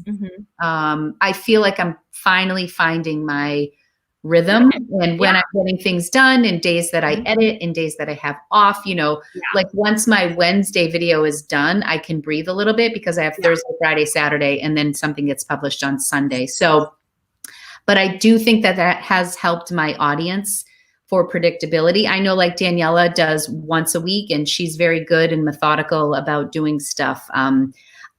Because I'm not a super consistent person, I kind of loved my life when it was like, oh, I'll post when I post and that's it. Like no expectation. Nobody can be disappointed. Yeah. Well, first, let's give a shout out. Angry Owl just gave you a super chat for $10. Oh my gosh. I didn't even see that. Thank you. Thank you so much. Thank you so much. That is so nice. That's so nice. Oh, I'm glad you're finding it helpful. Thank you so much. Angry Owl Online, what is your real name? Yeah. Or do you have a YouTube channel that we can shout out? Let us know. No, I used to be on a schedule, you know, similar to what you're saying. Thank you. I used to have a schedule. Quarantine threw me off of it. So hopefully I'll someday get back on that schedule for predictable videos. I've been off of it, but it is nice to be on one for your viewers. That can be helpful. Yeah. And I feel like I do it for my viewers, but I'm also doing it for myself to force myself to have some structure that I'm not super good with. So yeah. Her name's Tracy. Hi, Tracy. Oh, Tracy. Yay. No channel yet. Thank you, Yeah, Tracy, there you go. so much. I appreciate Maybe that. this weekend, film that first video. Yes. You know what's funny too, like when I'm trying to think of content now, because we have to be a little bit more creative in quarantine because we don't have our usuals. And where our niche is like shop with me at Goodwill, or this is my haul. It's interesting, you know, but I think it's been good for me to branch out a little bit and do things that I haven't been, like I never did a live before quarantine, and now I'm very comfortable with it. So I know you do one once, like you're scared at first, and then you're like, oh, this is easy. Talking on the internet in front of strangers. Let's do it. So when I just recently went into my analytics, and I've probably shared this before, but I went in and it was glaringly obvious. Like it had like my top 10 videos. Yeah. And I would say 8 out of 10 of my top 10 videos were Goodwill outlet at a specific location. Yeah. So Goodwill outlet, South Carolina, which I have to say was not the best bins I had ever been to, but it was just Goodwill Outlet Hall, South Carolina edition. That has the most views of any of my videos. Now I don't have like super high numbers, but like I'd be curious how many ads are in that video. If there's not a lot of ads. And what would, and that's why people are watching. They're not clicking off. Yeah. Cause there's not a lot of ads playing. So they just keep going. Yeah. Like I had that happen with one of my videos, not intentional, but it was one of my Denver trips. It was like a Denver thrift haul that I had. And I was like, wow, why is this video from like a few months ago just like all of a sudden popping off? And I went in and there was like no ads in it. So was it like prior to you being monetized or something? No, I don't know what happened. I guess I did you not go in and click? So when you go into the monetization window when you upload a video, and you can click what ads you want. Like if they want to advertise with you, like where they have permission to basically place an ad, and you can do at the beginning of your video, at the end of the video, you can do non-skippable ads. You can do, so I just started clicking the non-skippable ads. I was afraid to put them in my video because I thought people would click off. Like I'm talking like 3 weeks ago, Denali. Lori. I'm telling you, like I still. You tell me you have every box checked. I do now. I didn't check. No. And you know what else I just learned how to do is put a card at the top of my video. Oh, nice. Yeah. That'll help. Oh my goodness. Text Factor Tracy. We have another Tracy. Tracy showing up tonight. Oh my gosh. Okay. Well, third Tracy's a charm. Wherever the third Tracy is, show yourself. Thank you so much, Tracy. I appreciate it. Nice. My gosh, you guys are so sweet. So funny enough, my very first live, I didn't, Denali called me afterwards and she said, I wanted to give you a super chat, but I couldn't. I'm like, why? Like I didn't realize you had to put it on. Like I was like, turn that on. I want to give you a super chat next time. I know, but like, these are the things, like I've been doing this for a decent amount of time and I still am learning. And that's also what I love about YouTube is there's no lack, like I'm always learning stuff, and I'm not a social media guru. So this stuff just does not it's an effort for me. So, I don't know. I mean, I think it's just like a nice way. I think super chats are fun because it's just like a nice way for people to say like a little thank you or hello. And it's honestly so sweet. And it's you guys don't have to do that. I really, that's just so nice. I will get a latte and think of you. $10 will that, I mean, $10 at Starbucks, that is a latte. Matcha lattes at Dunkin' Donuts have been like, I went yesterday with Angie, we got 2 matchas. It was $9. I felt like I was at Starbucks. Yes, that was expensive. That is expensive. Well, I'm excited for you that now you have all the boxes checked on your videos. I know. And I just figured out like the outro screen so people can click and go in. I still don't have a playlist. That was something I was going to assign Rocco. Oh yeah, you should do that. I mean, it's fairly simple. You can do it even when you're editing a video. Just like click add to playlist and you'll have none, right? And then just say like, create a new one. And so I don't have a ton of playlists, but I have like like Thriftless February would be a playlist for me, or Marie Kondo, or Bins. I'm trying. Like I have one of mine is like Goodwill outlet hauls, and then another one is like thread up hauls, and another one, I think I have one is called like what sold, because it's all what sold videos. Yeah, right. Because people just want to like go through those, and I think that helps with your watch hours.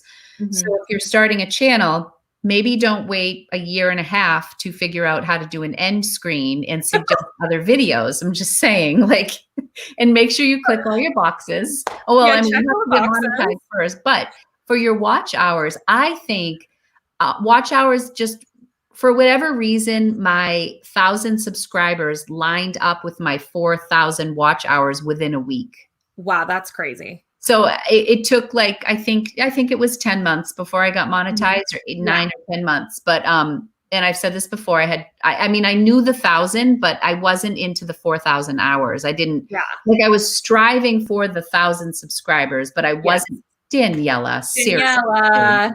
Oh my goodness. Shout out to Daniela. She's got a new YouTube channel, you guys. Go subscribe. So see her name? This is her YouTube channel.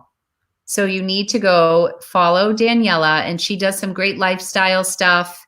And she just did a video this week on search engine optimization, which I need to finish because she's good at that stuff. She's a marketing girl. And this is Lori's co-host for the podcast. So just another great reason to follow her. So this is the other half of Thrifters Villa to anyone who doesn't know, who might be new. My Thrifters Villa wife.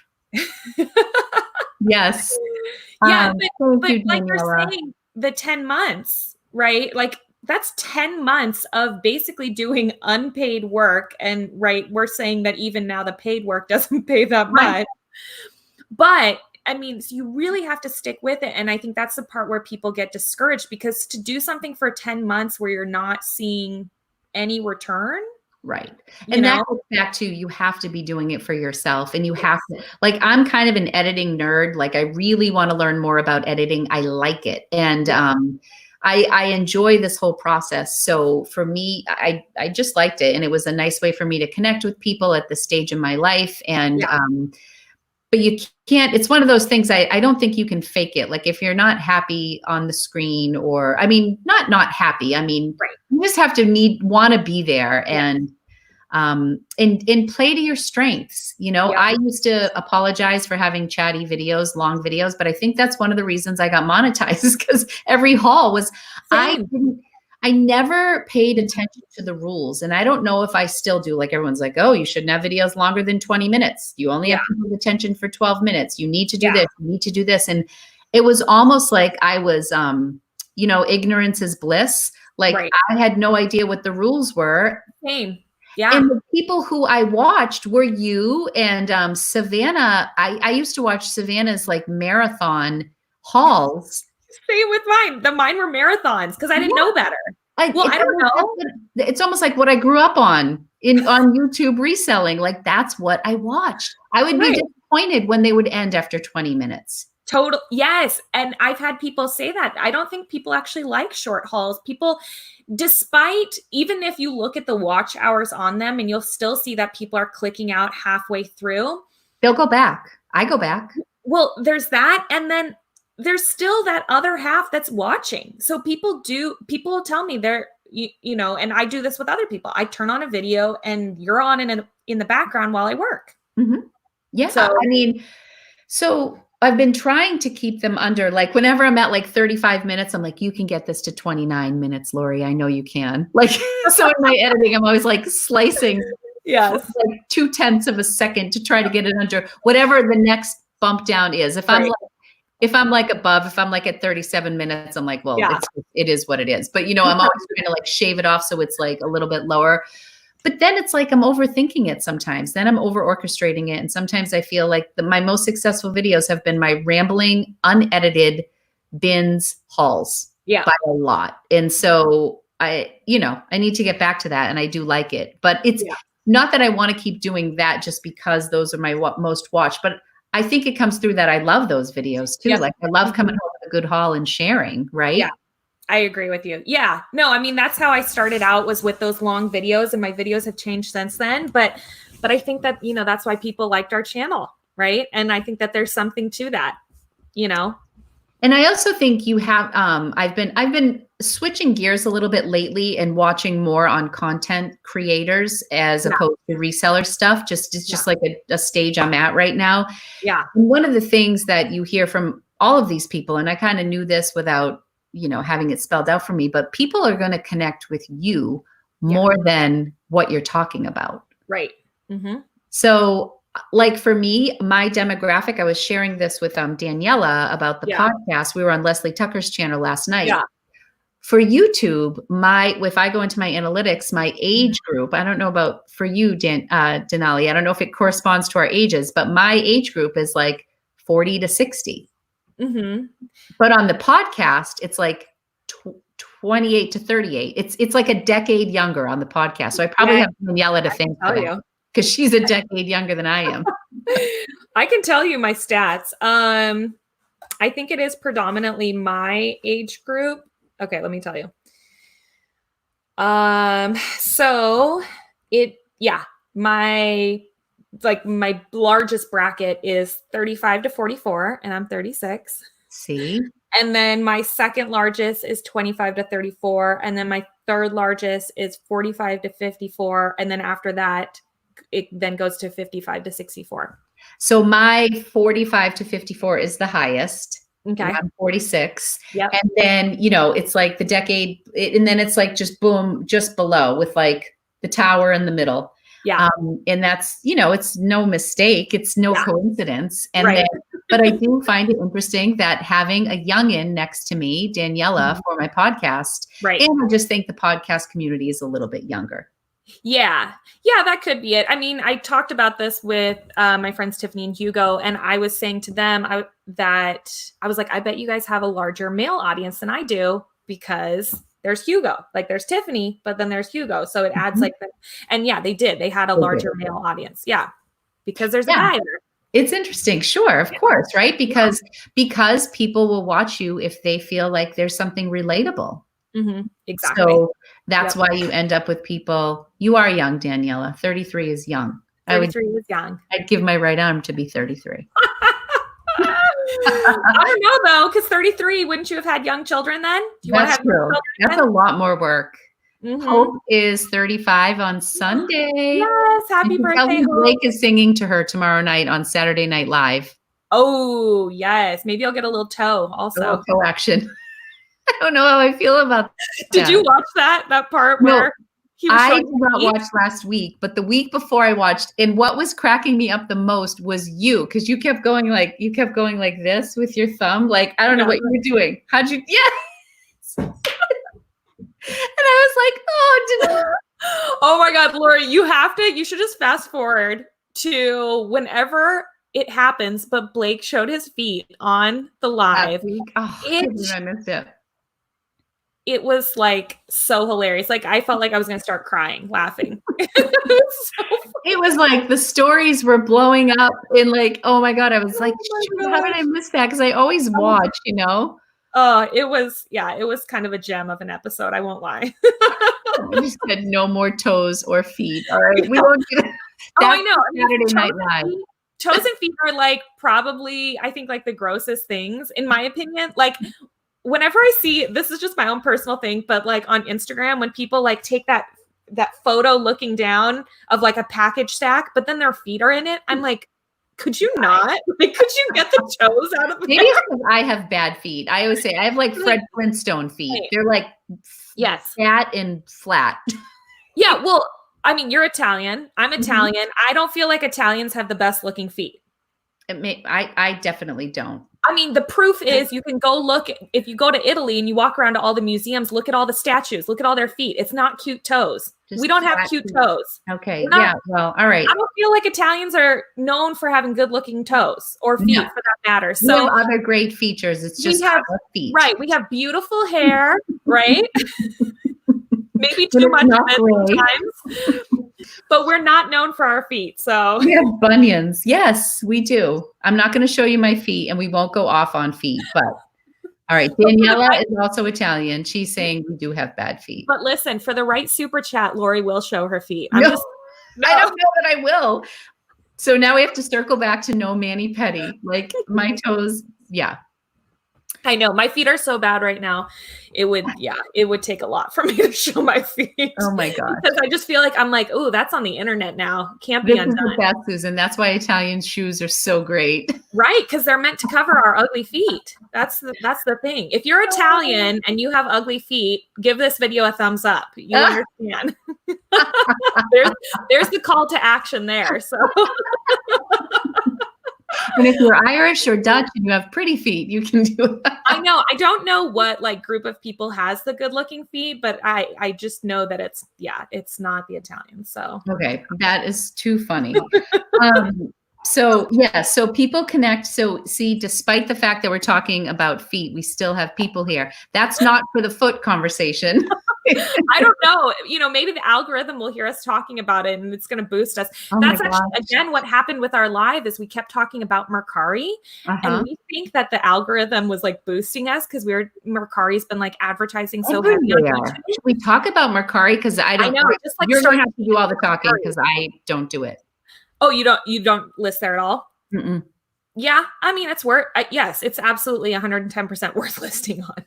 Everywhere is, in my opinion, everywhere is. But I feel like why right now Mercari? Because I feel like forever people were like not really into. I feel like the bin pickers have always been pretty loyal to Mercari, and they do Mercari lots. And there are people who I guess Becky, or maybe these are just people I hear talk about it. Like, but yeah, I don't know. It's kind of a mashup of Poshmark and eBay. It's definitely like a garage sale type website. Lower end items, I'm hearing do better. Lower end items. I mean, it's just a different market that's over there. It's interesting, but stuff sells. Like all the stuff in your junk drawer might do well there, just like it'll do well on eBay. Right. It also might do well there. Collectibles might do well there. The fee, I mean, it's great. The fee is very low. It's only 10%. The feet. Yeah, the feet. Like your toes on there, it pays so well. But the selling fee does pretty well, or it is pretty low. So it's only 10%. Only 10%, which is pretty awesome. So yeah. And they've been advertising like crazy on YouTube. Yeah. A lot. So okay. All right. Anyway, sorry. Going back to what was your other question you were going to ask before I? No, I don't know. No, we were just talking about YouTube. Does anybody have any other questions? Yeah. Anyone have questions? Do you edit on iMovie? I barely edit. It's laughable. The only videos I edit are my what sold ones, and that's because I have to because I place a photo in there. I just downloaded some expensive app on my phone, and that's how I do it. But what's the name of the app? It's not, I don't even want to recommend it because it's like I don't want anyone to pay for it. I think it's called Filmmaker Pro. Okay. Don't buy it if you can edit on your computer or something. Yeah, but not everybody has a Mac, so Mac is what has. I don't have a Mac. Yeah. So if you don't have a Mac, then iMovie comes with Macs, and I bought Final Cut Pro for $200. Wow. Never used it. Haven't used it. Totally intimidating. I mean, it's like, what you graduate from iMovie to Final Cut Pro. Gotcha. But I feel like it took me a year to really be good at iMovie. And now I fly on it and I love it. Is it easy or is it hard? When I first started, it was like Chinese to me. Like the simplest things, like for example, stuff that Daniela has figured out in like 10 minutes. Yeah. Took me 10 months. Oh, no. And I still didn't get it. And I remember like small victories when I found out how to do little things, but now I feel very confident with it. And I use Wonderfilm, $60 one time. She corrected underneath. She wrote Wondershare. Is Wondershare for PCs, Melissa, or is it for your phone? How do you do it? I'm curious. Let us know. This is what I'm afraid of. Final Cut is kind of hard to learn. You know what I need to do? This is what I want. Let's manifest this. Yes. I need a weekend away where I can just bring my laptop and my iPad or whatever and come home and like be a pro at Canva, know how to edit all my videos in Final Cut Pro. Like I want like a graphic design, social media, just huge weekend away. And like the time to just dedicate to that and come back and feel like all professional and fun. That sounds like a pretty awesome retreat. I want to go on that. Yeah, maybe we can put one together and like get people in our community who know what they're doing. Like, who's gonna? Yeah. Well, actually, I don't know if she's still here, but Laura Von V, she actually offered to edit some of my videos. I was like, ooh, I haven't taken her up on it yet. Yeah, because she's really good at editing. So if you want to pay somebody to edit videos, people, not you necessarily, Lori, but Laura is maybe looking to do that sort of work. But that's so exciting. And I think when people are good at it, it's probably easy money for them too, because they're like, I can do that, Right. But I'm kind of like an editing nerd, like wannabe, that I'm not like super good at it, but it's something. It's like every time I partner with Skillshare, those are the classes I take. Yes. Because that's what I want to learn, like just that stuff. And I heard from them today. I said, have you heard from them recently? I heard from Skillshare today. You did? I'm in the middle of something I have 3 videos I have to do for this cluster. So I just did one like a week or 2 ago with them. And my next one is like June 14th or something. So I did the 3 video cluster also. We got, I think, contacted around the same time because I remember you messaged me about it. Yeah. So they just messaged me again, but I'm in the midst of trying to renegotiate a rate. Good. I plan on it next time too. Yeah, because they're pretty stingy. Yeah. And I mean, and depending on what your Brittany. Thank you. Oh, thank you, Brittany. Thank you so much. Oh my goodness. Brittany, do you have a YouTube channel we can shout out or something, or an Instagram or your Poshmark closet? Yeah, leave your Poshmark closet below. We can do some sharing. Yes. Or definitely we want to follow you on Instagram too. That's great. Thank you. Oh, I didn't even notice that Miss Laura was here. She is here. I told her, we talked last night and I said, hey, I know you don't have plans tomorrow. Watch Lori's channel. Thank you. Hi, Laura. Thank you, Brittany, so much. I appreciate it. So what were we saying? Oh, as far as, so Skillshare. So it's interesting, like the people who you negotiate like an upfront fee with. Yeah. Versus, do you have a preference? What do you mean? Versus commission on what you sell? Well, I haven't worked on commission for them. Are you working on commission? No, not with them. Oh, I mean, I hadn't even thought to go that way with them. But I don't even know how well I would do on commission because I don't know how many people use it. You can ask them. They'll tell you how many people are signing up based on each video. I would be curious. Yeah, you can ask them for that data. So I'll have to ask. Yeah, just say, like, like with my printer with Faux Memo, it's a per, Oh, nice. So like it just kind of like will appear, like different partnerships are different. But yeah, I'm curious. Well, because also for people, this is another thing I think I learned from you is about Social Blue Book. Yeah. So if you are a content creator and you want to know your worth, so to speak, there's a thing called Social Blue Book, like Kelly Blue Book for cars, except it's for social media. Yep. You can go on and you give your stats, like how many followers you have and your watch hours and all you type in all the stats and it will kind of spit out like your range of what partners should be paying you to advertise for them. And there's a huge, I mean, as you can imagine, like a small person like me versus like some people who have crazy numbers. Yeah. Daniela said Social Blue Book, writing it down. So it's socialbluebook.com for anybody who's curious. The first account that you link, you'll get that one for free. So keep that in mind. Whichever one you link first, that's going to be the one it'll tell you for free. If you want to do additional accounts, you'll have to pay that more.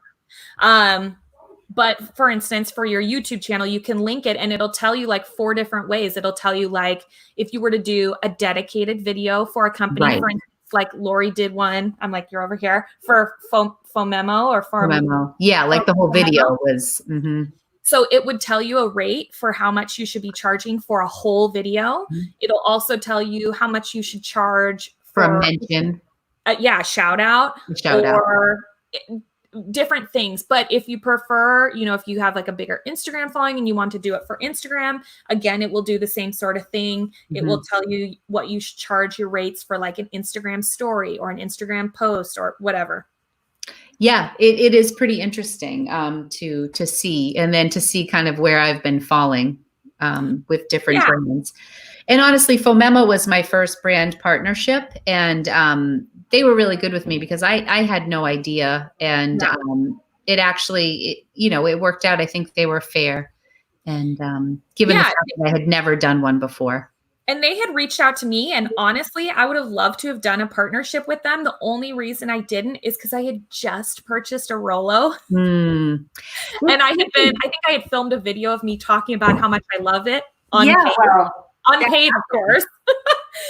But the Fomemo printer and the Rollo printer look like they're very similar in looks. I was a little nervous because the company is based in China, and that's where my contacts were coming from. And I've never heard of it, but I just happened to be very frustrated with my Dymo when that opportunity came my way. And worst printer ever. Jeez. And when I compare the two side by side, I say this when people ask me questions about the Fomemo. The print quality isn't as great on the Fomemo. I think the Dymo is much smoother, but it's just super inconsistent. It goes offline all the time for me. It gets jammed all the time. It gets jammed. It spits out too many labels at once, and then you can't retract. It's just. So I feel like every printer's quirky, so I don't want to say that the Fomemo isn't without its faults. One of the things that's hysterical, but I call it the Morse code with the Fomemo, it beeps. It has different beeps that go off for certain things. So if it's out of paper, it beeps 3 times. If it's jammed, it beeps 6 times and then pauses. But do you think I know how many beeps? All it does is stress me out when it's beeping. I'm like, I don't know what the beeps mean. I get so mad. I like that it beeps at you. Huh? I said, I like that it beeps at you. Yes. And it's a loud, piercing beep. It just yells at me when you're stressed out because you're trying to print something anyways. But anyway, I love the aesthetic of it. I love the design. It's affordable. The company's been great. So that was just good timing, Yeah. But I've heard only good things about Rollo. Dymo, I've heard some people love it, some people despise it. I'm kind of nah. I had it for 2 years, and when it worked, it was awesome. But when it stops working, and they can reach a point, I know a lot of people who have reached that point. A lot of people tell me, "Oh, mine still works." Cool. Wait till it doesn't work. Yeah. When it starts to stop working, that's when it sucks. And I got to the point where it was I could only print one label at a time, and then it would get jammed and I'd have to take the whole thing. We're talking about the whole, I get to the point where I took the faceplate off because I just was opening it up every time. Yeah. And so anyways. And it's not very self-explanatory the way the roll goes on. Sometimes I would have the roll, and with the Dymo and the Fomemo, both your labels sit in the back, they're in the back of the, Yes. And it's easy. The thing pops open on the top. There's not with the Dymo, you have to, I feel like I'm doing a science project, taking everything apart, but the Rollo, if there's a jam, you just pop it open, take it out and close it again. It's very straightforward. Same. Yeah. Same with the Fomemo. That's why I'm if they look the same, the Rollo, the Fomemo, they have to be pretty similar. Yeah. They're very similar design. But what was I going to say about and the Dymo says that all of their, any guarantee they have is void if you don't use their labels, which cost a fortune. So exactly. Oh, Poppy. I am this is crazy. Oh, and this is so much. I love her because her name is Angie, like my girl. Oh, are you Angela or Angelina? Angie goes by Angie. Oh, I love it. Angie, do you have a YouTube channel or something we can shout out for you? Let us know. Please do. Sorry to go off topic. Somebody asked me a question I saw about my thread up video that I recently did, an unboxing. Oh gosh, yes. Yeah. So I have not heard any follow-up from them. At this point, I'm in the middle of a credit card dispute with ThredUp. So I'm just waiting to get my $300 back is where I'm at for all the crap that they sent me. I was honestly just shocked. I mean, they sent you some good name brands, but Sure. Right. But it was damaged. Yeah. I don't know. And it was crazy how you took a screenshot of like the other box that said DIY right next to that. And I was really shocked that, and a couple other people have had the same experience where they're standing by it. Yeah. It's really bad press. I've had tons of people hitting me up on Instagram and direct message, and they're like, what do I do? My box was awful also. And I keep telling people, I'm like, just open a credit card dispute. I think at this point, that's the best we can all get. And they're offering everybody all sorts of different resolutions. It's interesting. Like some people are getting much larger refunds than other people, which is, I love to pull out the, when people say that like YouTubers get special treatment, I'm like, I only got offered a $30 refund. I've had people messaging me who have gotten $100 refunds. So there's no special treatment based on what they're deeming wasn't, like their fault. Like they're probably looking at individual cases and like whatever your position was. But I sent them, I mean, for all the items, I think there was like 15 items in the box or whatever. I mean, I sent them probably 14 pictures of flaws, like 14 items with flaws. And they were like, only after I kept pushing, they went from a $20 refund to a $30 refund. So like 30 being the nothing. Max. Yeah. It's nothing. Exactly. And so I was just like, you know what? I'm not even going to deal with this. I'm just going to go to PayPal and do a credit card dispute. And additionally, I don't like filming negative unboxing. Right. I'm not a negative channel. I don't feel like that's not at all. Not at all. I'm not here for that. That's not the content I want to put out. So I really did not want to do that video. I think everyone was so excited. We were I was like, oh, I can't wait to see what they get because $300 is an investment, I didn't get it for free. That's another misconception. It's like, I pay for all these boxes unless I say it in the beginning of a video, like very rarely do I get anything sent to me for free. I'm buying all this stuff. And so $300 is a lot of money, especially in a down economy. And yeah, it was incredibly frustrating. I didn't want to film a negative video. I finally got to the point where it was like, they just weren't emailing me back anymore. And I was like, well, I guess like, this is where it's at. Like, this is the box they gave me. I don't want anyone else to buy it because I don't want to make it seem like everything is roses with ThredUp, that everything's perfect there. And have you listed any, like what is your estimated value that you'll make on a return? Oh, I don't even know. I mean, I'd be lucky if I made my money back, but I don't know that I don't know that I'll make my money back on this. Wow, that's crazy. Like, yeah, I mean, the Fendi ballet shoes that they sent me are really cute from far away, but you get them up close and there's so much damage to them. Like maybe I could get 30 or 40, maybe. Jeez, I mean, maybe. And then I don't know. I just don't feel like it's all on my floor here still because I'm so angry at it. I don't even want to look at it. I don't want to do anything with it because I don't even wish to keep it.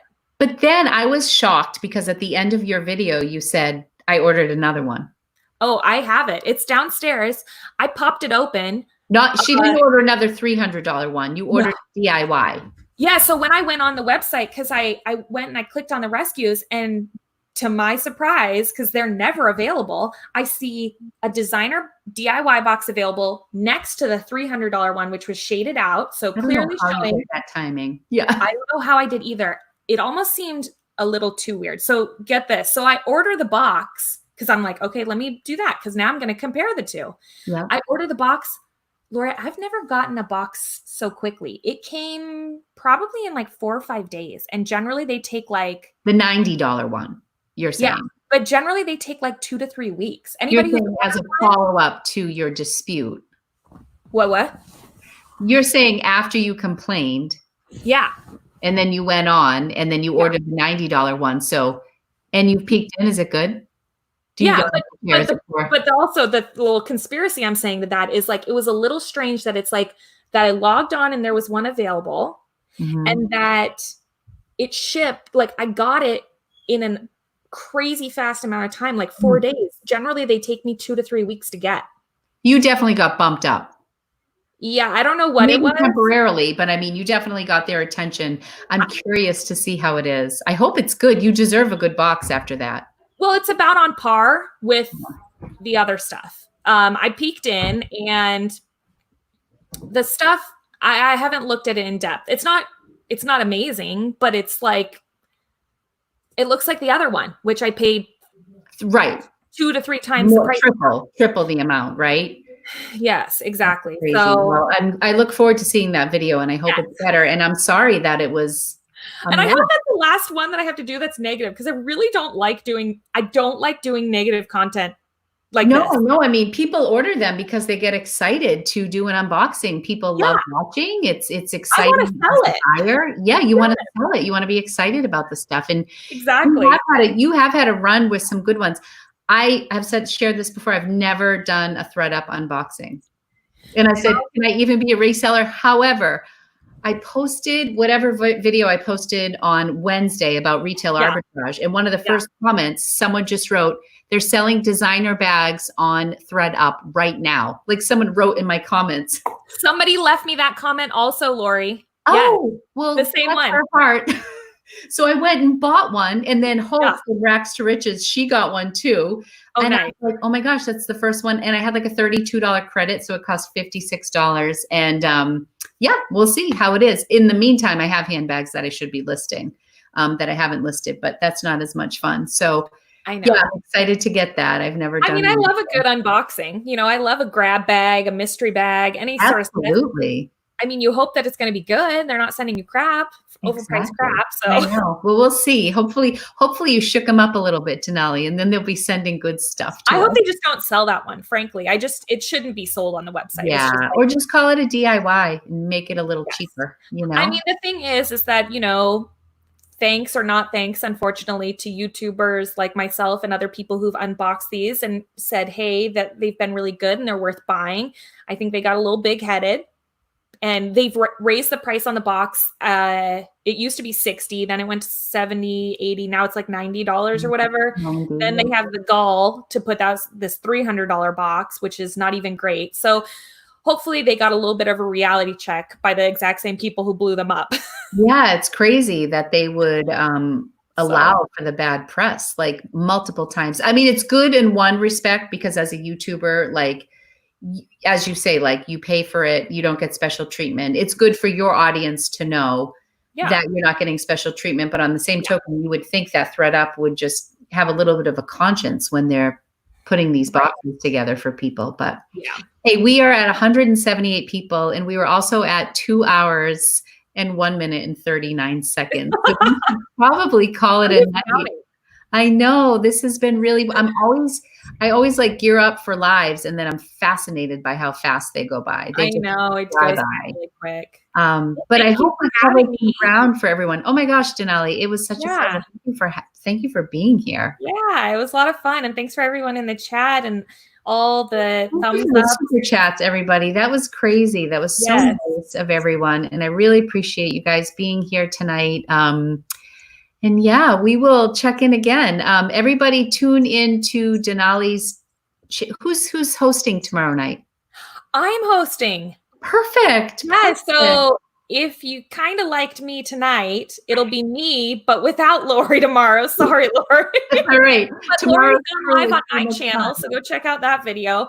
But it'll be me and 3 of my reseller. It's technically 4, but we're counting one of them. It's a couple, so there's 3.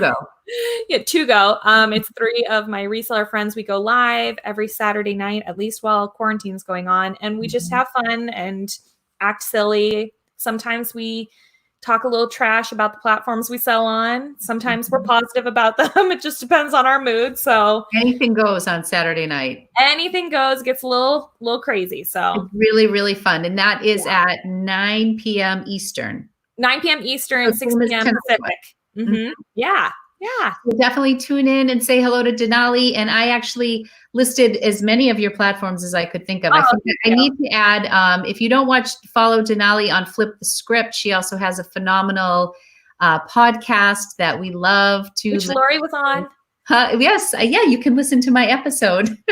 It was really fun. It was fun. So it's an honor to chat with you, and everybody have a wonderful night. Have a great weekend. Thank you. Bye, everyone. Thank you. Good night.